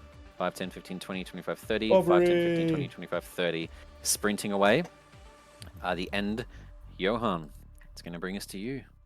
All right, so this is hard because the head is right there, right next to the cauldron, right? Mm-hmm. Yep. Okay. Would I know if the magic would affect me while on the ethereal plane from that? You are teleportation? uncertain. Ah, son of a bee sting. You can give me a check if you want, but it'll be your action. Or action or bonus action. So when you get to the head, you're only going to have one of those left. So no second attempt, no second try. You need to get it with the first. All right, let's think here, okay? Let's think. So if I could get there, I need to get there before she does. She's about to get rid of this thing, Correct. this magic. So she gets rid of it, moves over there, grabs it. We're up Shit's Creek. So I need to be you able to already do know that you've before she seen her does. dimension door so many times, plane Yep. shift. You're not sure if she has that more than once per day. She could just bamf out of here. Okay. Talk to me. If I held an action, or that's not a thing, is it? Is it? You is can that hold a an thing? action, but you Yep. can't hold a bonus action. So you could hold an action to teleport there, Yeah. not to also grab it, put it inside. And I'll just tell you now, putting it inside isn't just as simple as saying a word. It's an Arcana skill check. All right. Okay. As you place it inside, activating the Hag's magic and calling out the name of the Violet Briar. Okay.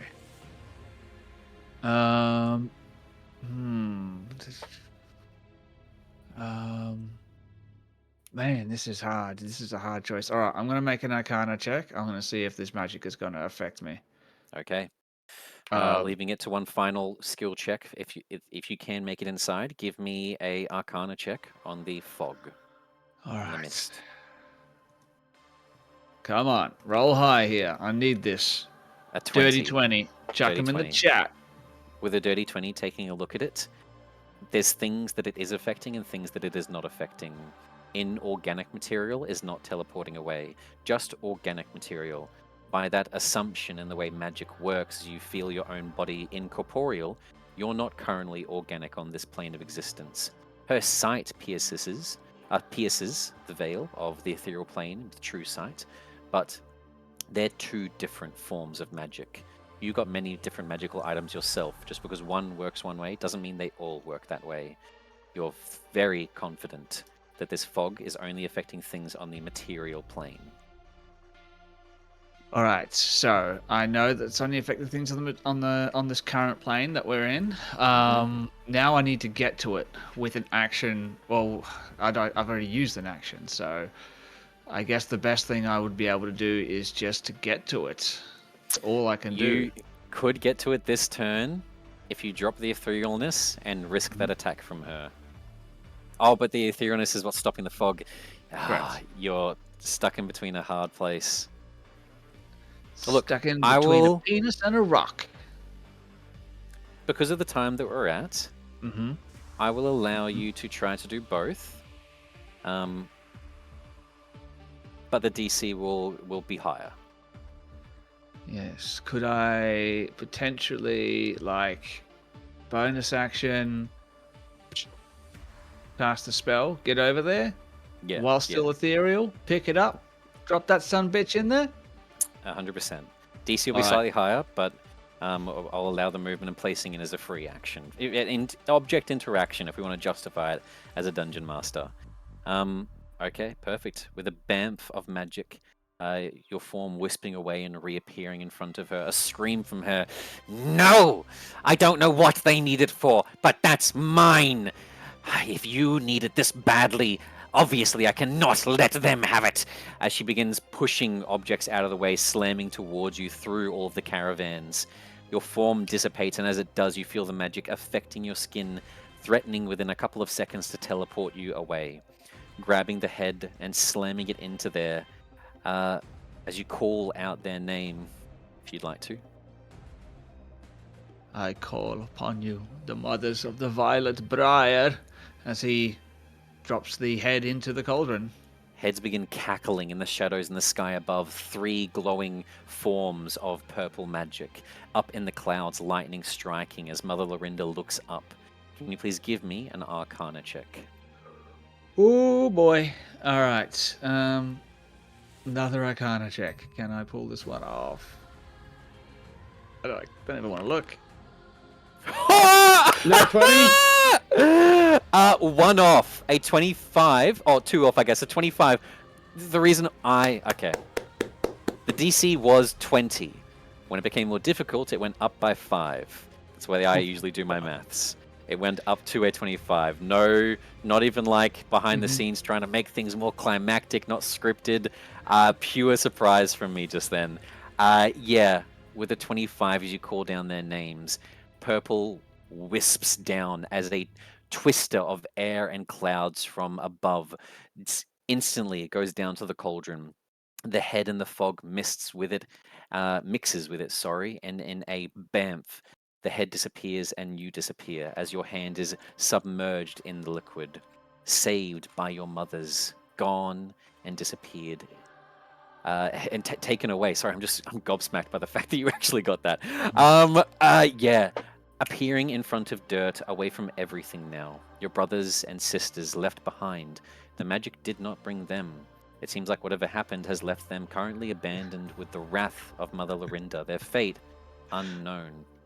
What you do see in front of you, however, in the rooted darkness of the hag's lair of the Violet Briar, a head coming down from one of the passageways, a long silvery neck, scales very similar to that you saw in the concoction they were making earlier. A gigantic, slim head of a dragon shows itself. Bones and silver, seeming to be some sort of an exoskeleton mixed with one another. Bones with silver inlined in them, like rock with ore. Eyes sunken and fleshy on the insides, missing the eyeballs themselves, and a jaw hanging low, as this creature unknown to you shows itself. The mothers happily grab the head from you, ripping it from your grasp as you offer it to them, kneeling, looking left and right, seeing you're the only one. The chosen one, obviously, Johann. The mother before that stroked your cheek comes up again. I knew you could do it, darling. They turn behind. On the table, holding up each of them 3. The larynx of Ankentop, the banshee's scream, and the head of a Dullahan, a headless horseman. As a swirl of mist and purple color, rapidly speeding up and speeding up and speeding up like a hydrogen collider, or I forget the name of it, energy collecting, force collecting. You'll feel your body being drawn into it before a smashing of the ingredients colliding with one another. Atoms cracking and sparking in all directions, and all that is left behind instead is all 3 merged together. The head of the Dullahan, with a throat glowing and pulsing through its neck and skin, and then with a scream towards the head of that eyeless creature, a banshee's cry, a woman's death wail, as it echoes in the underground caverns, the creature in front, speaking, sentient like a dragon, but twisted, this hag-like creature. Mothers, I will find her. The scream pierces, and as it does, its form reverberating and seeming to meld, just like you did before, into the ethereal plane, disappears, entering into Barovia. I have a stat sheet for this that I will send you, Sven. It's not going to appear in the main story for at least a couple of weeks, and even then, it still needs to hunt down the players with no way to find them, with the goal that I told you. To kill Thana, and with a breath weapon that this stat sheet has, and this isn't homebrew, this is a rules as written, but I don't want to spoil what it is, has the ability to raise zombies with the result of its breath weapon, and is going to hunt down the party. And I don't want to point out the obvious here, but just the irony of this thing having these fleshy holes instead of eyes, and it was... I didn't even realize that! Yes! A kindred spirit of Johann as he sees the ultimate killing machine resembling his perfect form. I imagine like this poetic. dragon like leaning down towards him, and we can see this shot like before it disappears of just them side by side, and Johann just pulls down the rags covering up his eyes, and you just see this like similar empty void of fleshiness where his eyes would normally be, and they're just face to face for a second, like a shot out of a fucking Game of Thrones. Excellent. And that's where we'll be ending tonight. As a little power balancing and just to put some people's minds at rest, the stat sheet is definitely not as strong as Strahd, nowhere near it. Otherwise, it would just be able to take him on. It is, however, still a threat for the players. Has the ability to raise dead. I spent a long time trying to find something that ticked all the boxes. It has its goal to take them on and raise Thana to attempt to create that feud, that war and conflict between Strahd and Hades, if possible.